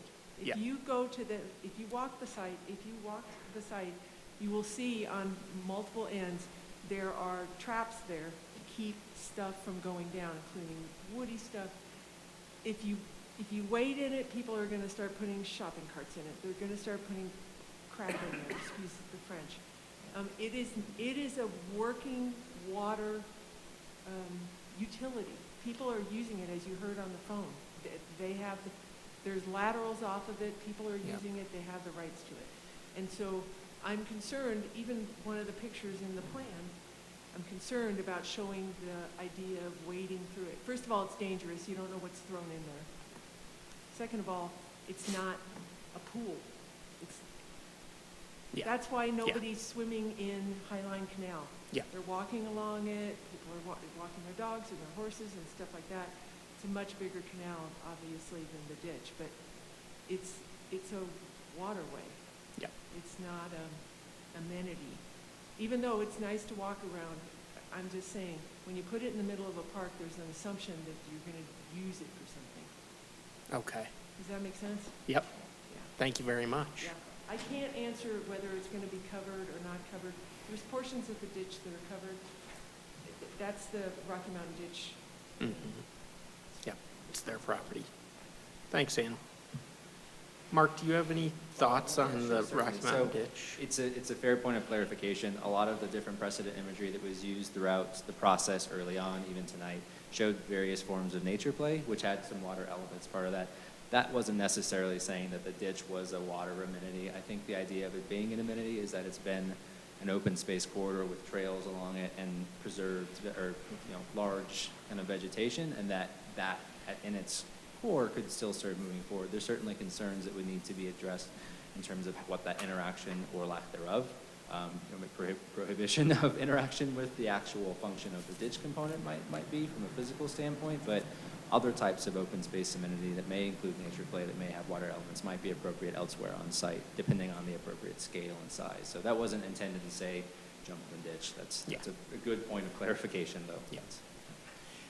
And then my next question is, I think you can answer it as well, Mark, or maybe you, Jay, is talk about the public process a little bit. I'm a neighbor. This project is right in my backyard too. Initially, I had the pit of despair in my stomach that I said, oh, change, right? More people. But the more I thought about it, the more I really came to terms with what's going on in this country, and that we need housing in this state and in this city. And my question for you, Mark, is about the public process. I got a letter in the mail from you guys, I think, and I saw lots of newspaper articles in the Wheat Ridge newspaper about it. I think I had extra heads up on it because I'm a planning commissioner, but I definitely saw that there was outreach going on outside of my planning commissioner role. Could you just talk a little bit about that? What did you guys do to notify the neighborhood? Yeah, certainly. So the city, and I can let Ken kind of piggyback on some of this, but it's obviously very fortunate in having launched What's Up Wheat Ridge to Bang the Table platform. A lot of your peers, We Heard Boulder, Guiding Golden, Engage Longmont, are using this same kind of platform because a lot of our communities have identified that one single event, right, or focus groups or what have you might not be enough, right? Historically, that being the way that people got their voices heard. So the online piece of it, which was integral to every step of the process, was a key part of how we intended to outreach. I mentioned that we had 4 public meetings, and we had a different format for each one, very much intentionally, in part due to safety considerations, but public walking tour, virtual public meeting, in-person public meeting, and open house format. So the fourth one still being an in-person, but a different format than the one prior to that. That was, again, intended to be conversational, not dissimilar to the very first event that we had hosted. I mentioned the focus groups. Those were open solicitation for those who went to What's Up Wheat Ridge or What's Up Wheat Ridge, and we also promoted it during the walking tour. Anyone who signed up was brought on to the focus group. We didn't turn anyone away for that. We had a business, I mentioned, focus group as well, comprised of various folks around the community representing different entities as it relates to business, the Chamber of Commerce, various associations, a stakeholder steering committee comprised of former council members, the residents, other groups, and that one as well. It was just very the hydra of, right? So just so many heads to the engagement. It was maybe not as traditional in its approach, because we didn't say, hey, every single public meeting we have open comment session, write comments down, come over. We tried as many strategies as possible to ensure that folks who had historically not had their voices heard had an opportunity to do so.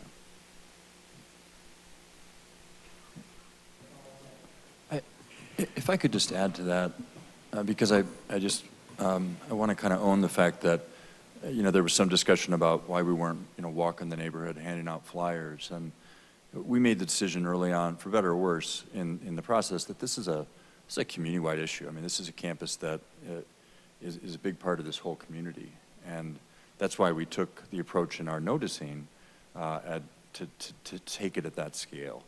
I always struggle with, so what if we decided, well, let's notify the neighborhood, right? So what's the neighborhood, right? Is it 1,000 feet? Is it adjacent properties? Is it, what is that, right? There's no section in the code that says this is who you should notify. And inevitably, you're going to get that wrong, right? People are going to say, well, you didn't go all the way to Kipling. You should have gone to Kipling. So that's why we took this citywide approach, because we think it's a citywide influencing project, and then tried to get the word out robustly citywide. Having said that, when the rubber meets the road with the zoning application, of course, all of our traditional noticing requirements will kick in. So 600 feet from the entire perimeter of the subject rezoning property, neighborhood meetings, notice of public hearings, all that important formal notice. Thank you, Commissioner Kearns. We will poll the commission again if you are interested in making a comment. We'll start with Commissioner Simba. There's been some talk about potentially pausing and going back to the drawing board. Could you speak to the pros and cons of taking another few months? What does that do to the full process that you have anticipated? I can tackle that. Ken, do you want to? I think it undermines the integrity of the process that's occurred to date. There was a lot of technical analysis that was feeding into the questions that were asked at the times they were asked based on concept exploration. When we looked at the concepts, for example, noting that, hey, this is not what we're being proposed. These are elements of these things that we want to know whether you like them or you don't like them. So that was based on the initial trip generation analysis, based on initial market analysis, another number of factors that we were getting as we were working through some of the technical side. So, you restart any plan at any point in time, because at any point in a given process of a planning effort, there's going to be some new piece of information or some new piece of analysis that will cause you to pause. I think the flexibility that we built into our engagement approach allowed us to respond to those changes and what we were finding from an analytical standpoint to address that as nimbly as possible through this planning process. I don't think I'd ever advise starting a thing over again just because, if that makes sense. But Ken, I'm not sure if you have any additional thoughts to that. I think that those are all good points. I'm glad with the amount of people that we had come tonight, right? The more the better. As I said earlier, I was expecting we'd have more. But I think if you were to go back to the drawing board, I think is what the word you used. I don't know what that looks like, right? I don't know what new questions we're asking or how we're reframing this discussion to get to a different result than this. And then we're asking everyone that's participated and the 120 people that were here on September 22nd to start over. And I'm not sure that's a fair ask of those people that have already put in a lot of time in this extensive public outreach that we've had to date.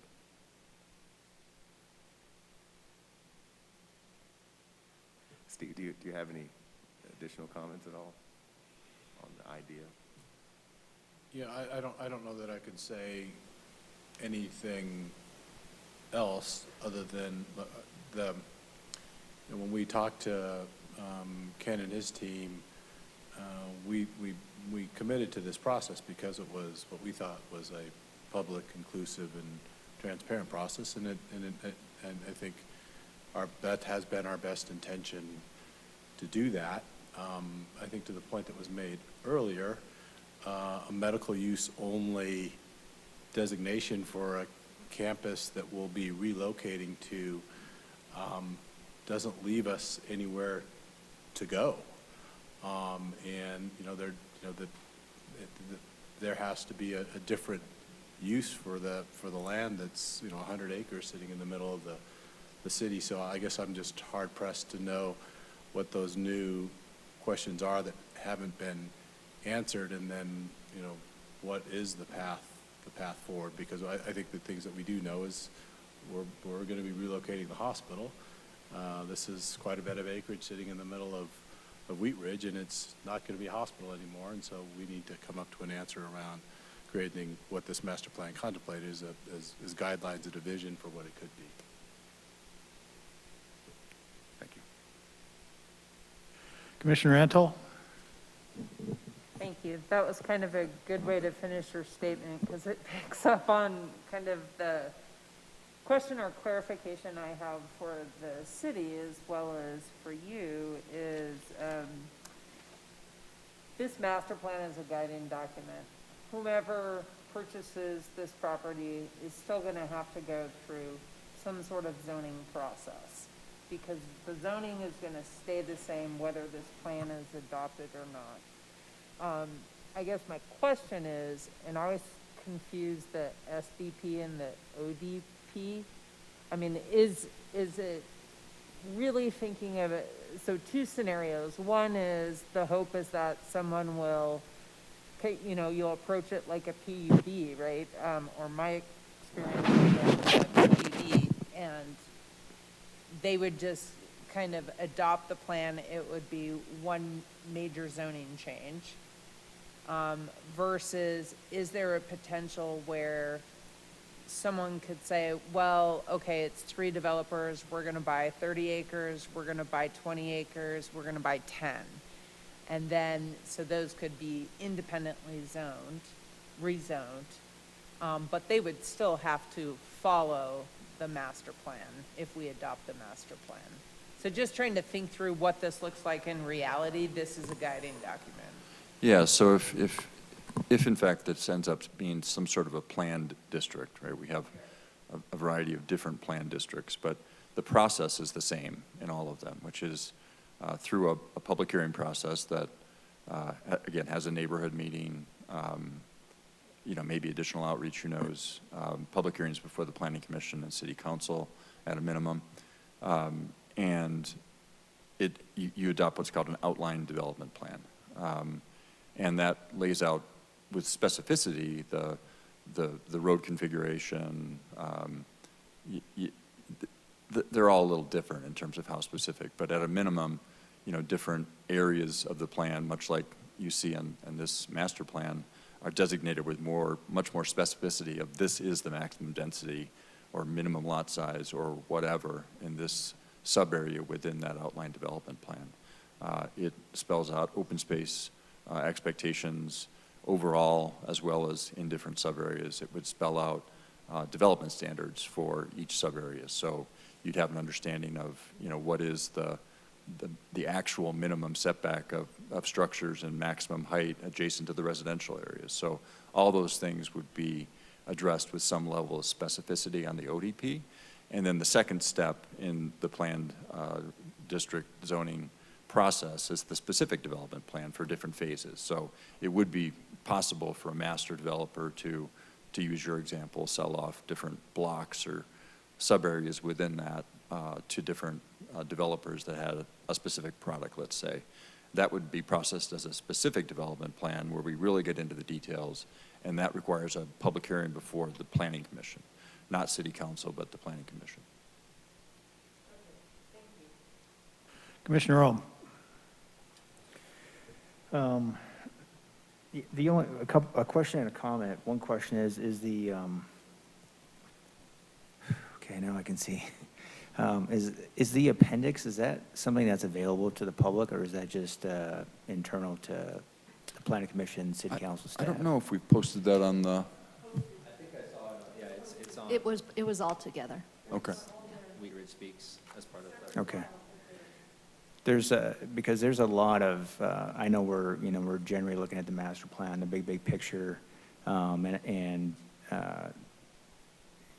as I'm looking through this, there's a lot of really good suggestions on, I've experienced, biking up through the hospital on Lutheran Parkway, and somebody asking me like, when does the bus come, thinking that the bus was going to stop on 32nd, and there's suggestions about having, a kiosk and wayfinding, and, reading some of the journals of what Seattle has done for wayfinding.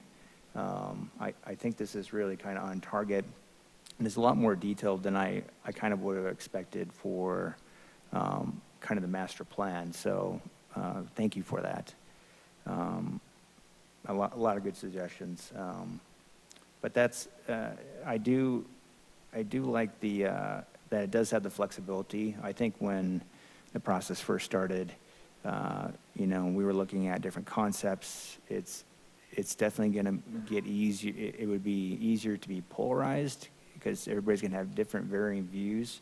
And what this does is this, I understand that was the process that you went through, looking at, concept A, B, and C, but, now this is the master plan, and having it be that master plan is really important. When I look back at, when we first started looking at Clear Creek many years ago, that was a totally different direction than what it is now. And that was just a matter of time had kind of passed and things changed, and we're in a much better place. So I like how this is set up as far as the master plan. There's a lot of thought that went through this. Thank you. Commissioner Disney. I am very grateful for the amount of work that went into this document and this process. Had I not been aware of what was going on in the last 8 months and just attended this meeting, I would have thought, oh my God, what happened? Nothing. But when you read the document and you read the appendices, you see that input was taken into consideration. You talked to a lot of people, and this has been a very robust public process. Having, as I said earlier, having participated in some before, this is far and above a much better representation of what people want.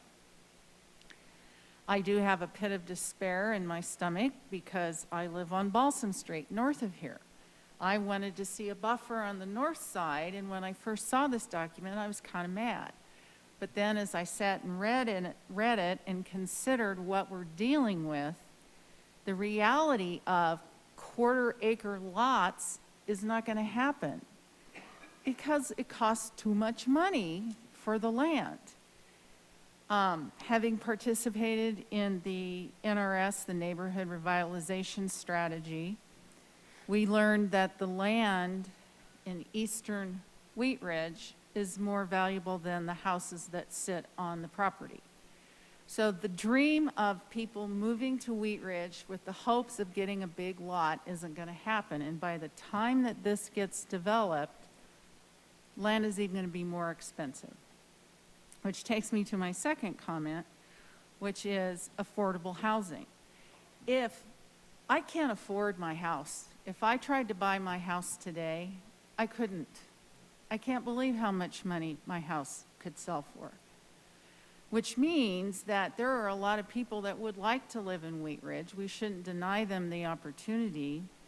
And we need smaller houses, denser housing for people to be able to afford a home. The American dream of owning a home for a lot of people is out of reach, especially in this community.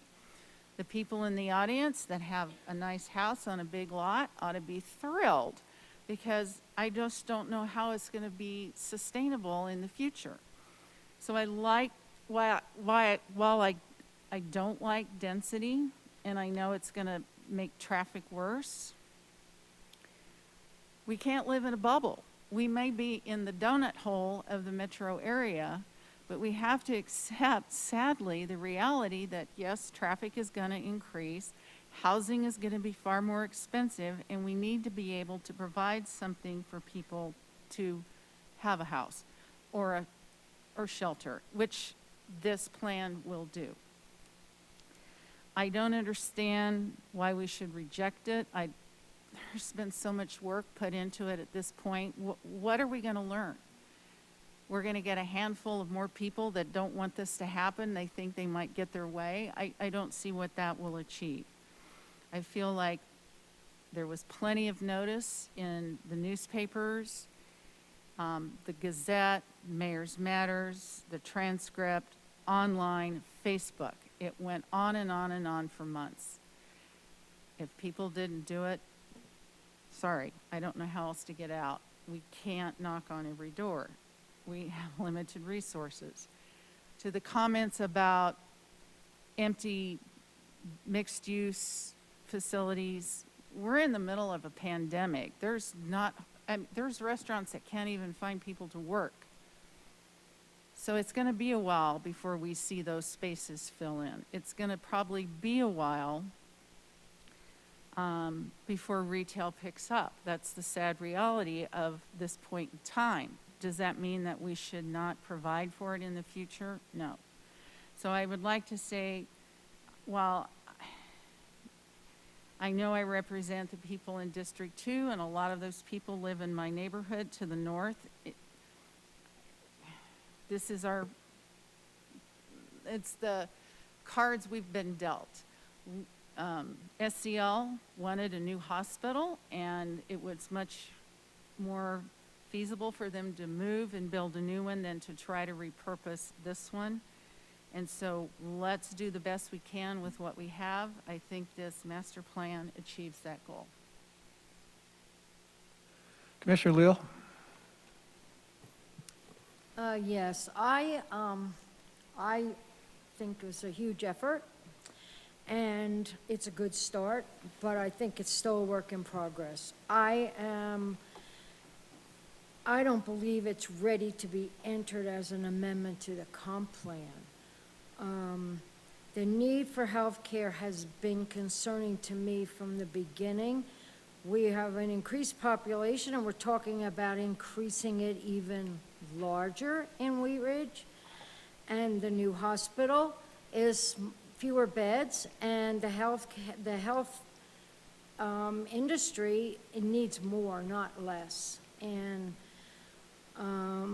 not to address the needs of that loss it's unacceptable at this point. So it is a great project, and density probably will increase and things will happen, but I don't believe at this point we're ready to enter it into the comp plan. Commissioner Carnes?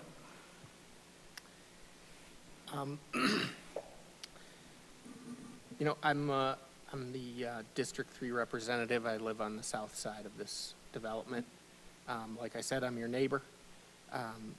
We're a country of about 330 million people, and from what I gather, we're down about 5 million housing units. So that means we have a lot of making up to do. We have to build housing for our citizens here. So I can't in good conscience block or reject a plan for more housing. And I feel like it's what we need. Even if we accept this master plan today, this housing won't even get built for another 4 or 5 years. So for me, I feel like it's my duty to provide more housing in America, and more housing diversity and more housing choice is what we need in this country. I mean, I'm lucky. I was able to slide into Wheat Ridge and buy my house. I'm a homeowner. It would be very easy for me to say, oh, no more high density housing, no more housing units in Wheat Ridge. It all stops with me. I can't do that. Because when I really think about it, and I put myself in the shoes of somebody who's graduating high school or graduating college, maybe they have a student loan, and looking at how much a house costs in America these days, like, it's scary. It's eye-popping. How could a student graduating college today afford a house? And in 7 years from now, when this development would actually be built, I think it'll be even more expensive. So what do we need? I think we need housing choice, we need housing diversity, and we need housing options. That includes possibly affordable housing options as well. For the historic structures,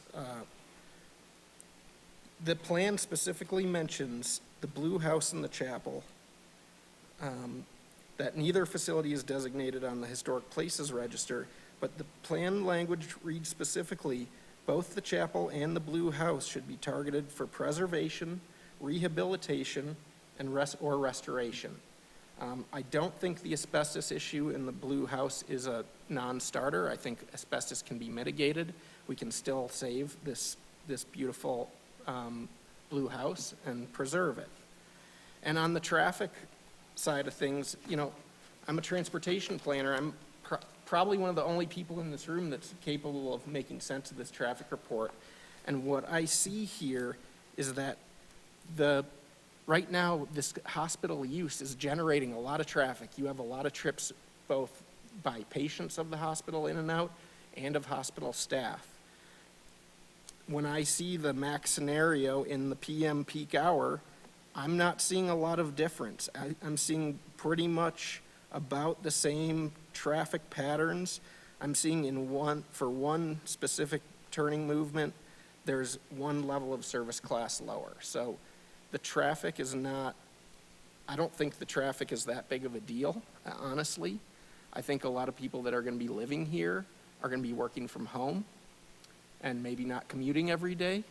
I think I also am not as concerned about the size of the new hospital because I'm seeing a lot of trends where healthcare is being distributed, and increasingly healthcare is coming into the people's homes that need it, and people are less dependent on hospital beds in particular. I think that this is a master plan development. It's going to provide amenities, civic space, and open space for the people of Wheat Ridge. I think it provides housing options, housing affordability potentially, and housing diversity. And I think this is going to be a feather in the cap for the city of Wheat Ridge. I think this is going to be a great thing. So thanks, that's it. We'd like to kind of get wrapped up here. I believe Commissioner Disney, you had. I was just going to make the point that, reinforce to make every effort to try and save the blue house and the chapel because it is an important part of our history. And I just had one real quick question. The topic of the study itself and all the work that went into it, I know that the staff kind of put an RFP or whatever out for the study, but who's actually paying for the study? SEL Health. The hospital is paying for the study? Yes. Okay, thank you. And at what point does the sort of the protection for the ditch, however it's going to be managed, at what point will that come in? Because right now it's still fairly nebulous in terms of what will happen, to the ditch. It's helpful to hear, some people with some more technical knowledge, bring attention to it. And I think, there's existing protections in place, right? I mean, the ditch fully controls the management of their ditch. We don't. SCL doesn't, right? They do control it. It sounds like, we got some email comments that there may be some opportunities for improving the functionality of some of the laterals. I think that those are the types of things that you can look at when you get into the ODPs, when you get into the SDPs, when you get into the subdivision platting, where you'd be memorializing those easements and potentially modifying them if that makes sense. So there's a lot of other more technical processes that are down the road where we can delve into that with more specificity. And Okay. certainly they'd be, a primary referral agency on any kind of a land use application that goes across their ditch property and their easement. Great, thank you. And that was all I had. Most of the questions I had have been asked and already answered. I appreciate it. I would like to move us on to our a motion at this point. We will entertain a motion on the issue.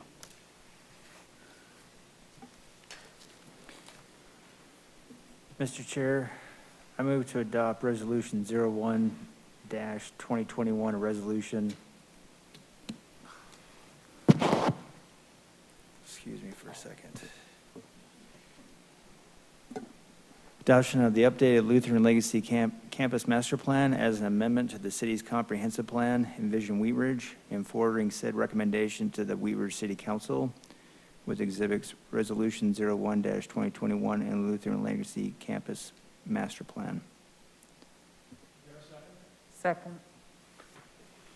Further comment? Let's call for a vote.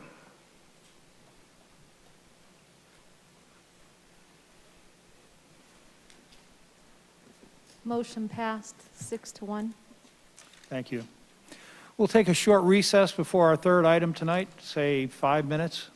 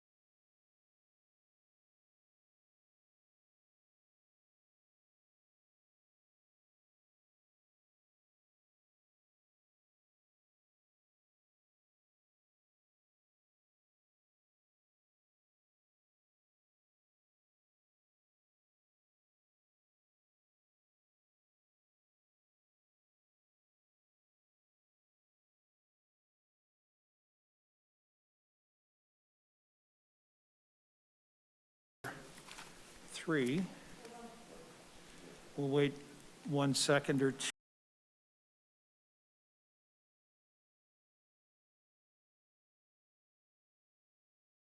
Move on to our final agenda item tonight, public hearing on case number ZOA 2104. This is an ordinance amending Chapter 11 of the Wheat Ridge Code of Laws by the addition of a new Article 14 entitled Hotel License, and in connection therewith, adding reference to extended stay lodging in the use schedules found in Chapter 26 of the City Code. I understand Commissioner Simbai has a statement. Yes, thank you, Mr. Chair. I have a specific and particular interest in this case, and so I need to recuse myself. Thank you. Appreciate you letting us know. We will now hear our report by staff. Commissioner Jahi, are you intending to come back for the close of the meeting, or? Okay. Yes. Okay. Appreciate that. We'll hear a report by staff, followed by our public forum. Thank you, Mr. Chair. Yes, so we're here tonight to request the Planning Commission's recommendation on an amendment to Chapter 26, making actually fairly minor modifications to the zoning use charts pertaining to hotels, motels, and extended stay lodging. As I think you're all aware, anytime, well, of course you are, there's a proposed amendment to Chapter 26. It does require a formal recommendation from you as the ones who largely enforce the zoning and development requirements to make a Okay.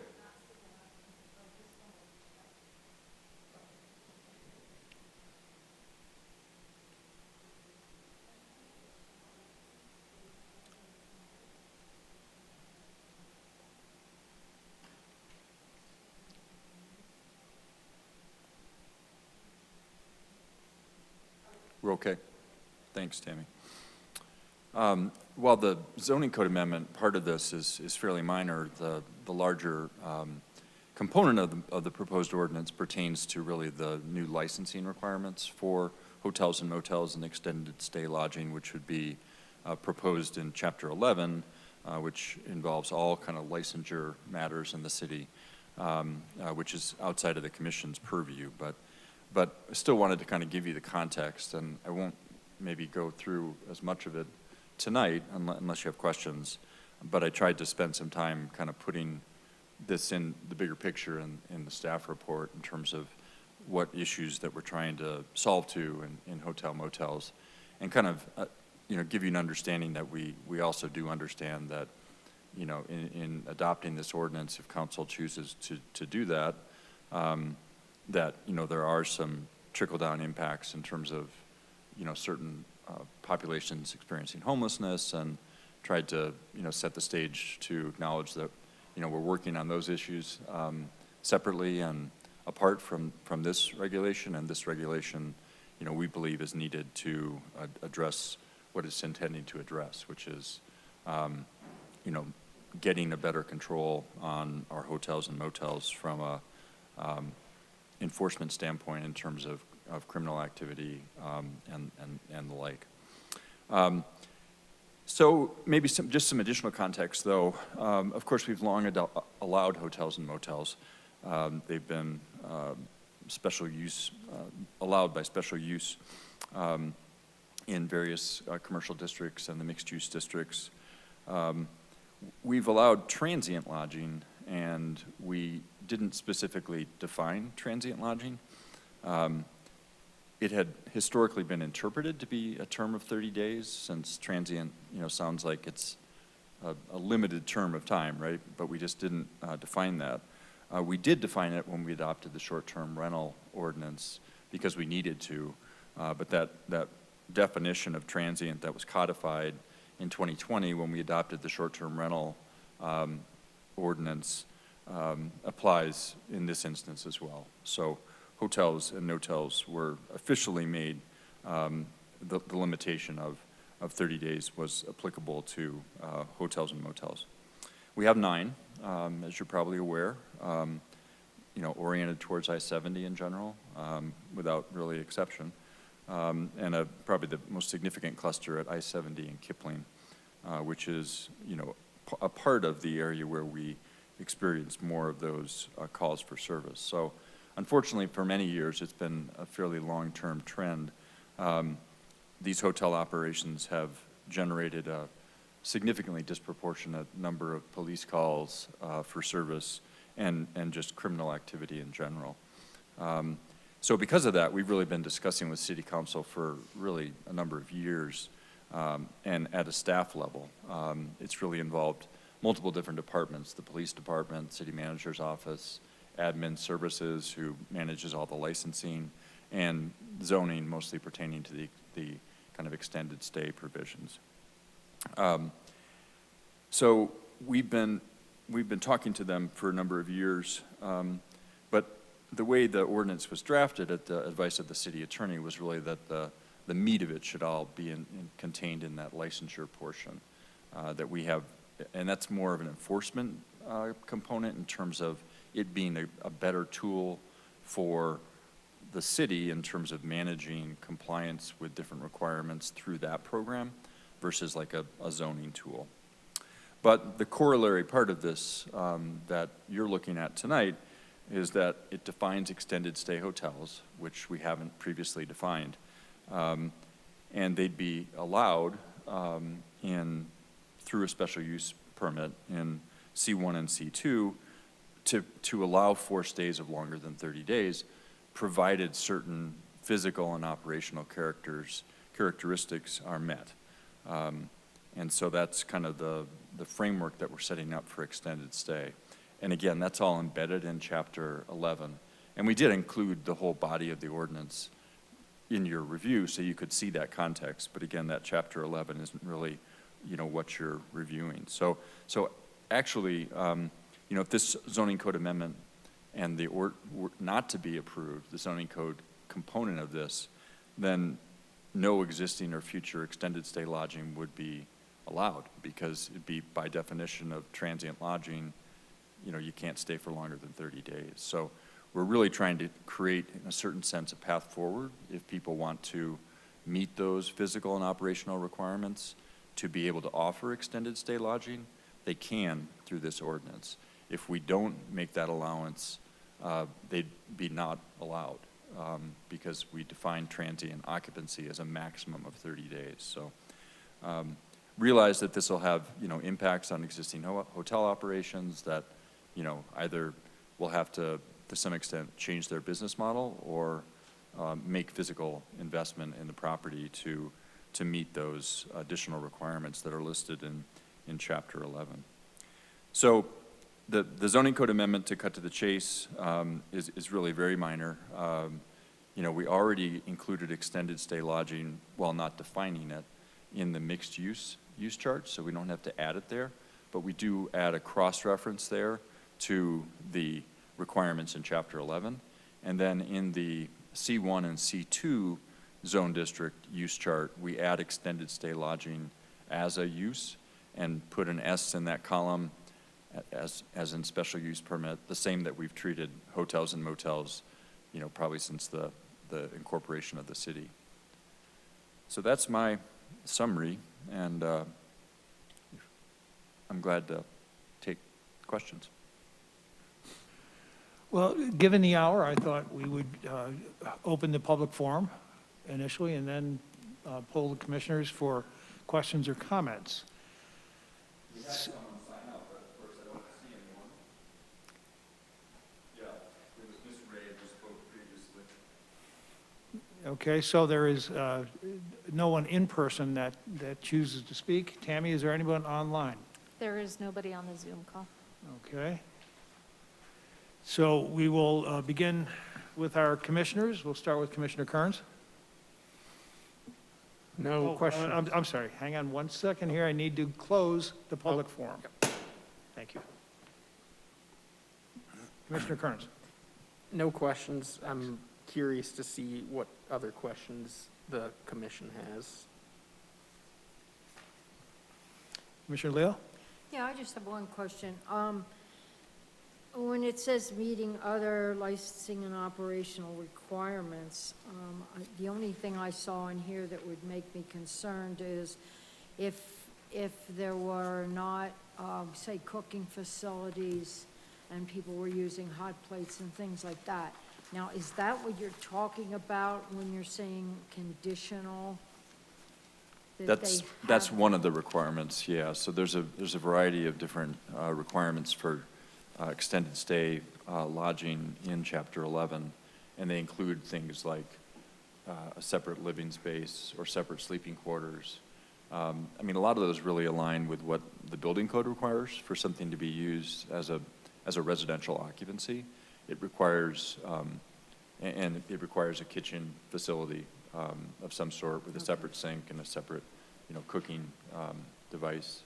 And then there's operational, or there's physical requirements that pertain to the actual overall extended stay lodging operation. So things like conference facilities or, and it's kind of a menu of different things that you can provide. I mean, the extended stay, business model is, we're probably have all experienced it, right? I mean, in terms of, they typically have additional amenities that kind of are needed for someone to stay somewhere with an adequate kind of housing, if you will, for those 30-day or longer terms, that has some additional facilities that make it more residential, frankly. Yeah, well, I was specifically thinking about safety features such as fire and things like that. So they would still have to meet that. Yes. Okay, okay. Commissioner Disney. So is the, I guess the intent of this amendment is then to have a little bit, or ability to go back to those hotels and say, you're not meeting the requirements for extended stay, so you either have to remodel or stop. No more long-term. That's the practical effect of the extended stay. I mean, I can't speak directly to, specific hotels, but I would speculate that not many of them meet the majority of these requirements. And it could be that some would choose to only, convert a portion of their rooms to extended stay if that were an option. And something that was more affordable. Would this amendment help with the incidence of higher crime rates in that part of town? Is that the hope? Well, so I think there's a couple things that we think will be a tool in helping reduce crime. And you certainly may not have read this, but the licensure framework requires that they maintain a certain ratio of, below a certain ratio of calls for service. And so that is part of the kind of toolbox in terms of enforcement. In terms of, the extended stay, I mean, I hate to characterize, the people that are staying for longer periods of time as criminals, because certainly that's not, the case. But the bottom line is, in these, there's a correlation between the hotels that are experiencing a higher level of extended stay use without adequate facilities. There's a correlation between that and some of the calls for service and criminal activity. So, I'm not trying to, I'm just saying that's the case. I think fundamentally the extended stay provisions on a higher level are there because it's not adequate housing. I mean, it's not designed for that type of an occupancy. It's not good housing. Commissioner Ohm. I just had the one question on page 10. It's kind of near the end of the packet. It says section 3, B, permitted uses. So I'm reading this out loud, and it says, permitted uses shall be a mixture of residential and commercial uses governed by approval of the outline development plan. So how does that apply if there's an existing hotel, obviously they may not, and it may have not been what does that mean as far as like the ODP? Because then it talks about only permitted in planned mixed-use districts, planned commercial districts, and only as a special use. So is that language, that's correct as it's written? I'm just trying to think, like, if you have an existing, and I don't know if that talked about extended stay in the ODP. Yeah, so what would likely happen, so this section 3 and the reference to 316B, Article 3, so 316 is the plan development section of the zoning code. And so the lowercase text is the existing language. And so this is allowing that it's permitted to, to ask for approval of extended stay lodging as part of those types of planned districts. So an existing could ask for a special use? Right. If they met the other criteria for space? Correct. Okay, Yeah. okay, thank you. So this is kind of a blanket approval saying we're hereby kind of extending for planned commercial and planned mixed-use districts the right to request an extended stay lodging through the special use process. Okay, thank you.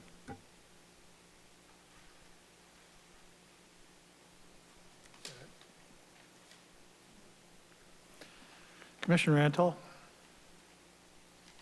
So it sounds like there was outreach to the hotel operators that would be affected by this ordinance? Yes.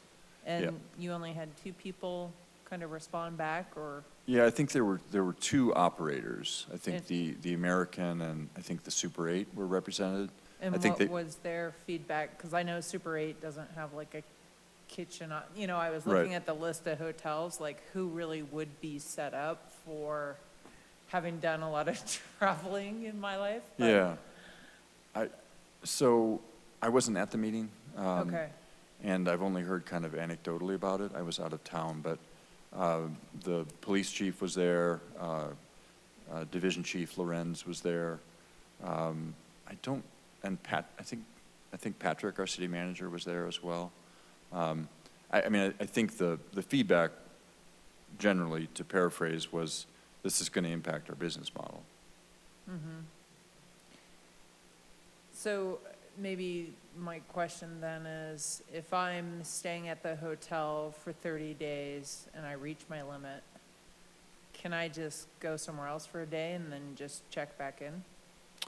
I'd have to scour the code to give you the reference point, but we think we've added language that makes that not feasible to have that workaround. Okay.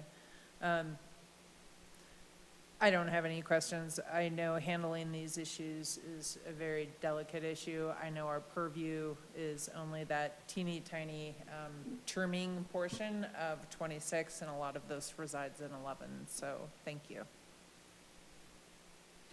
And yeah, that was my question. What we're contemplating tonight is the addition of a chapter or paragraph to section 11. No, so that's not part of the commission's review of this ordinance. So the ordinance, most of the changes in the ordinance are in chapter 11, licensing. All right. The only changes in chapter 26 relate to the use chart. So in the case of mixed use, simply the mixed use district series, just simply noting that please refer to section 11 for additional requirements for extended stay. And so it's just a courtesy reference, really. I mean, it wouldn't even have to be there, but it just makes for an easier read of the ordinance or of the code in general, Right. So that they don't have to search for that.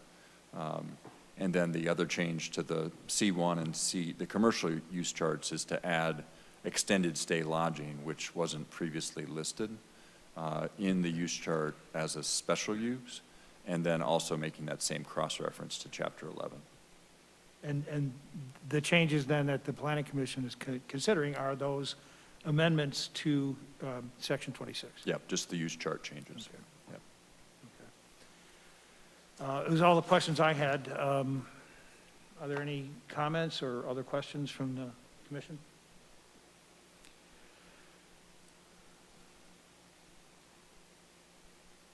Okay. Thank you. No other questions or comments, so we will move on to a motion. Is there a motion on this item? I move to recommend approval of a code amendment modifying Chapter 26 of the Wheat Ridge Code of Laws concerning extended stay lodging. Exhibit was the draft ordinance and map of existing hotels and motels. Is there a second? Second. Did you get that, Tammy? No, thank you. Other comments before we vote? We'll call for a vote.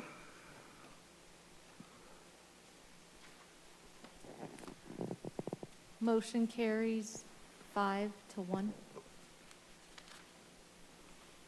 Thank you. Commissioner Simbai, if you'd like to rejoin us. We are now in this section of our meeting where we will discuss any old business, if there is any old business. Mr. Johnstone?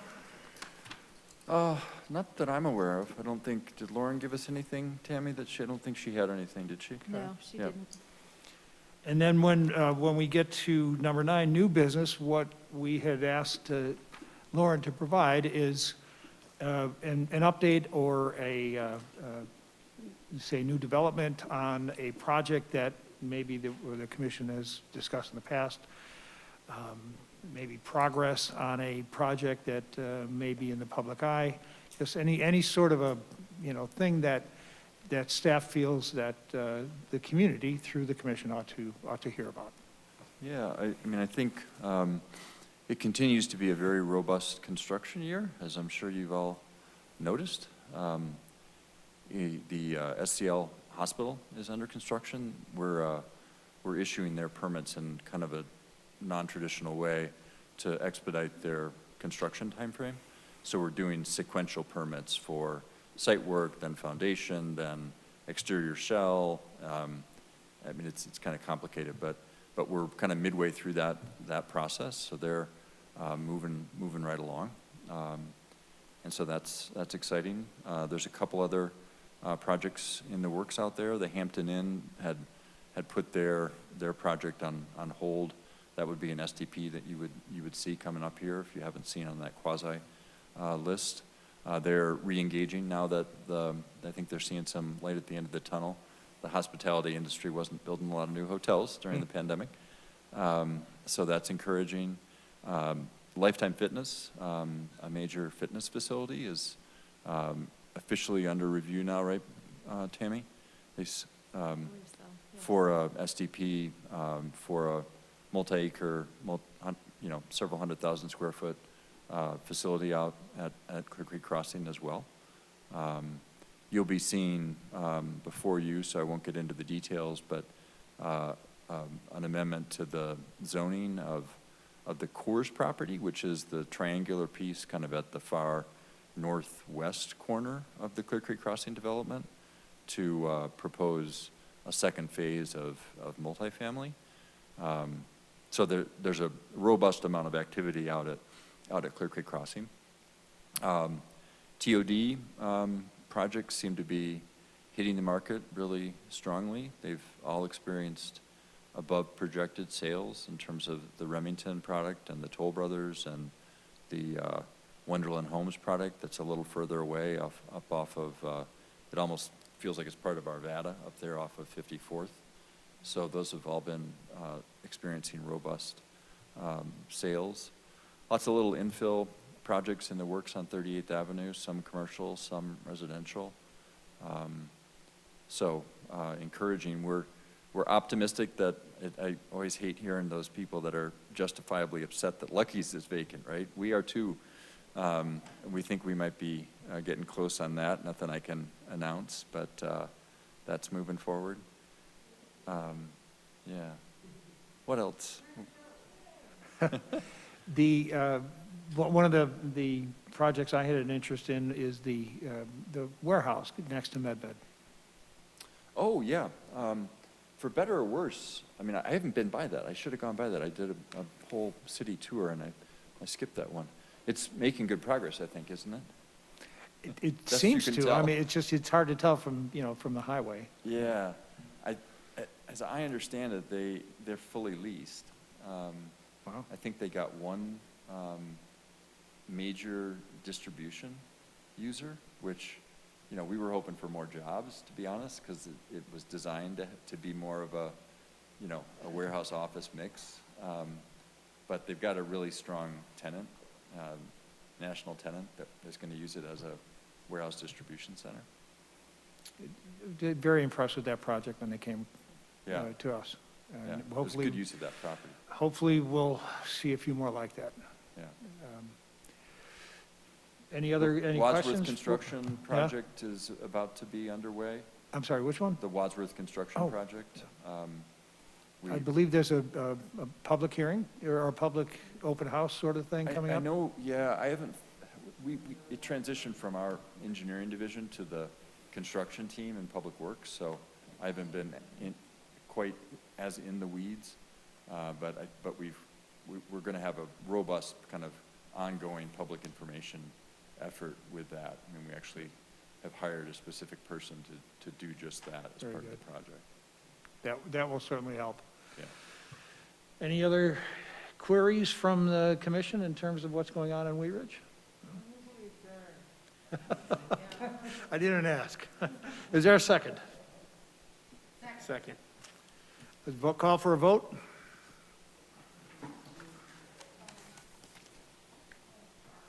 Okay, we are adjourned. Thank you, everyone.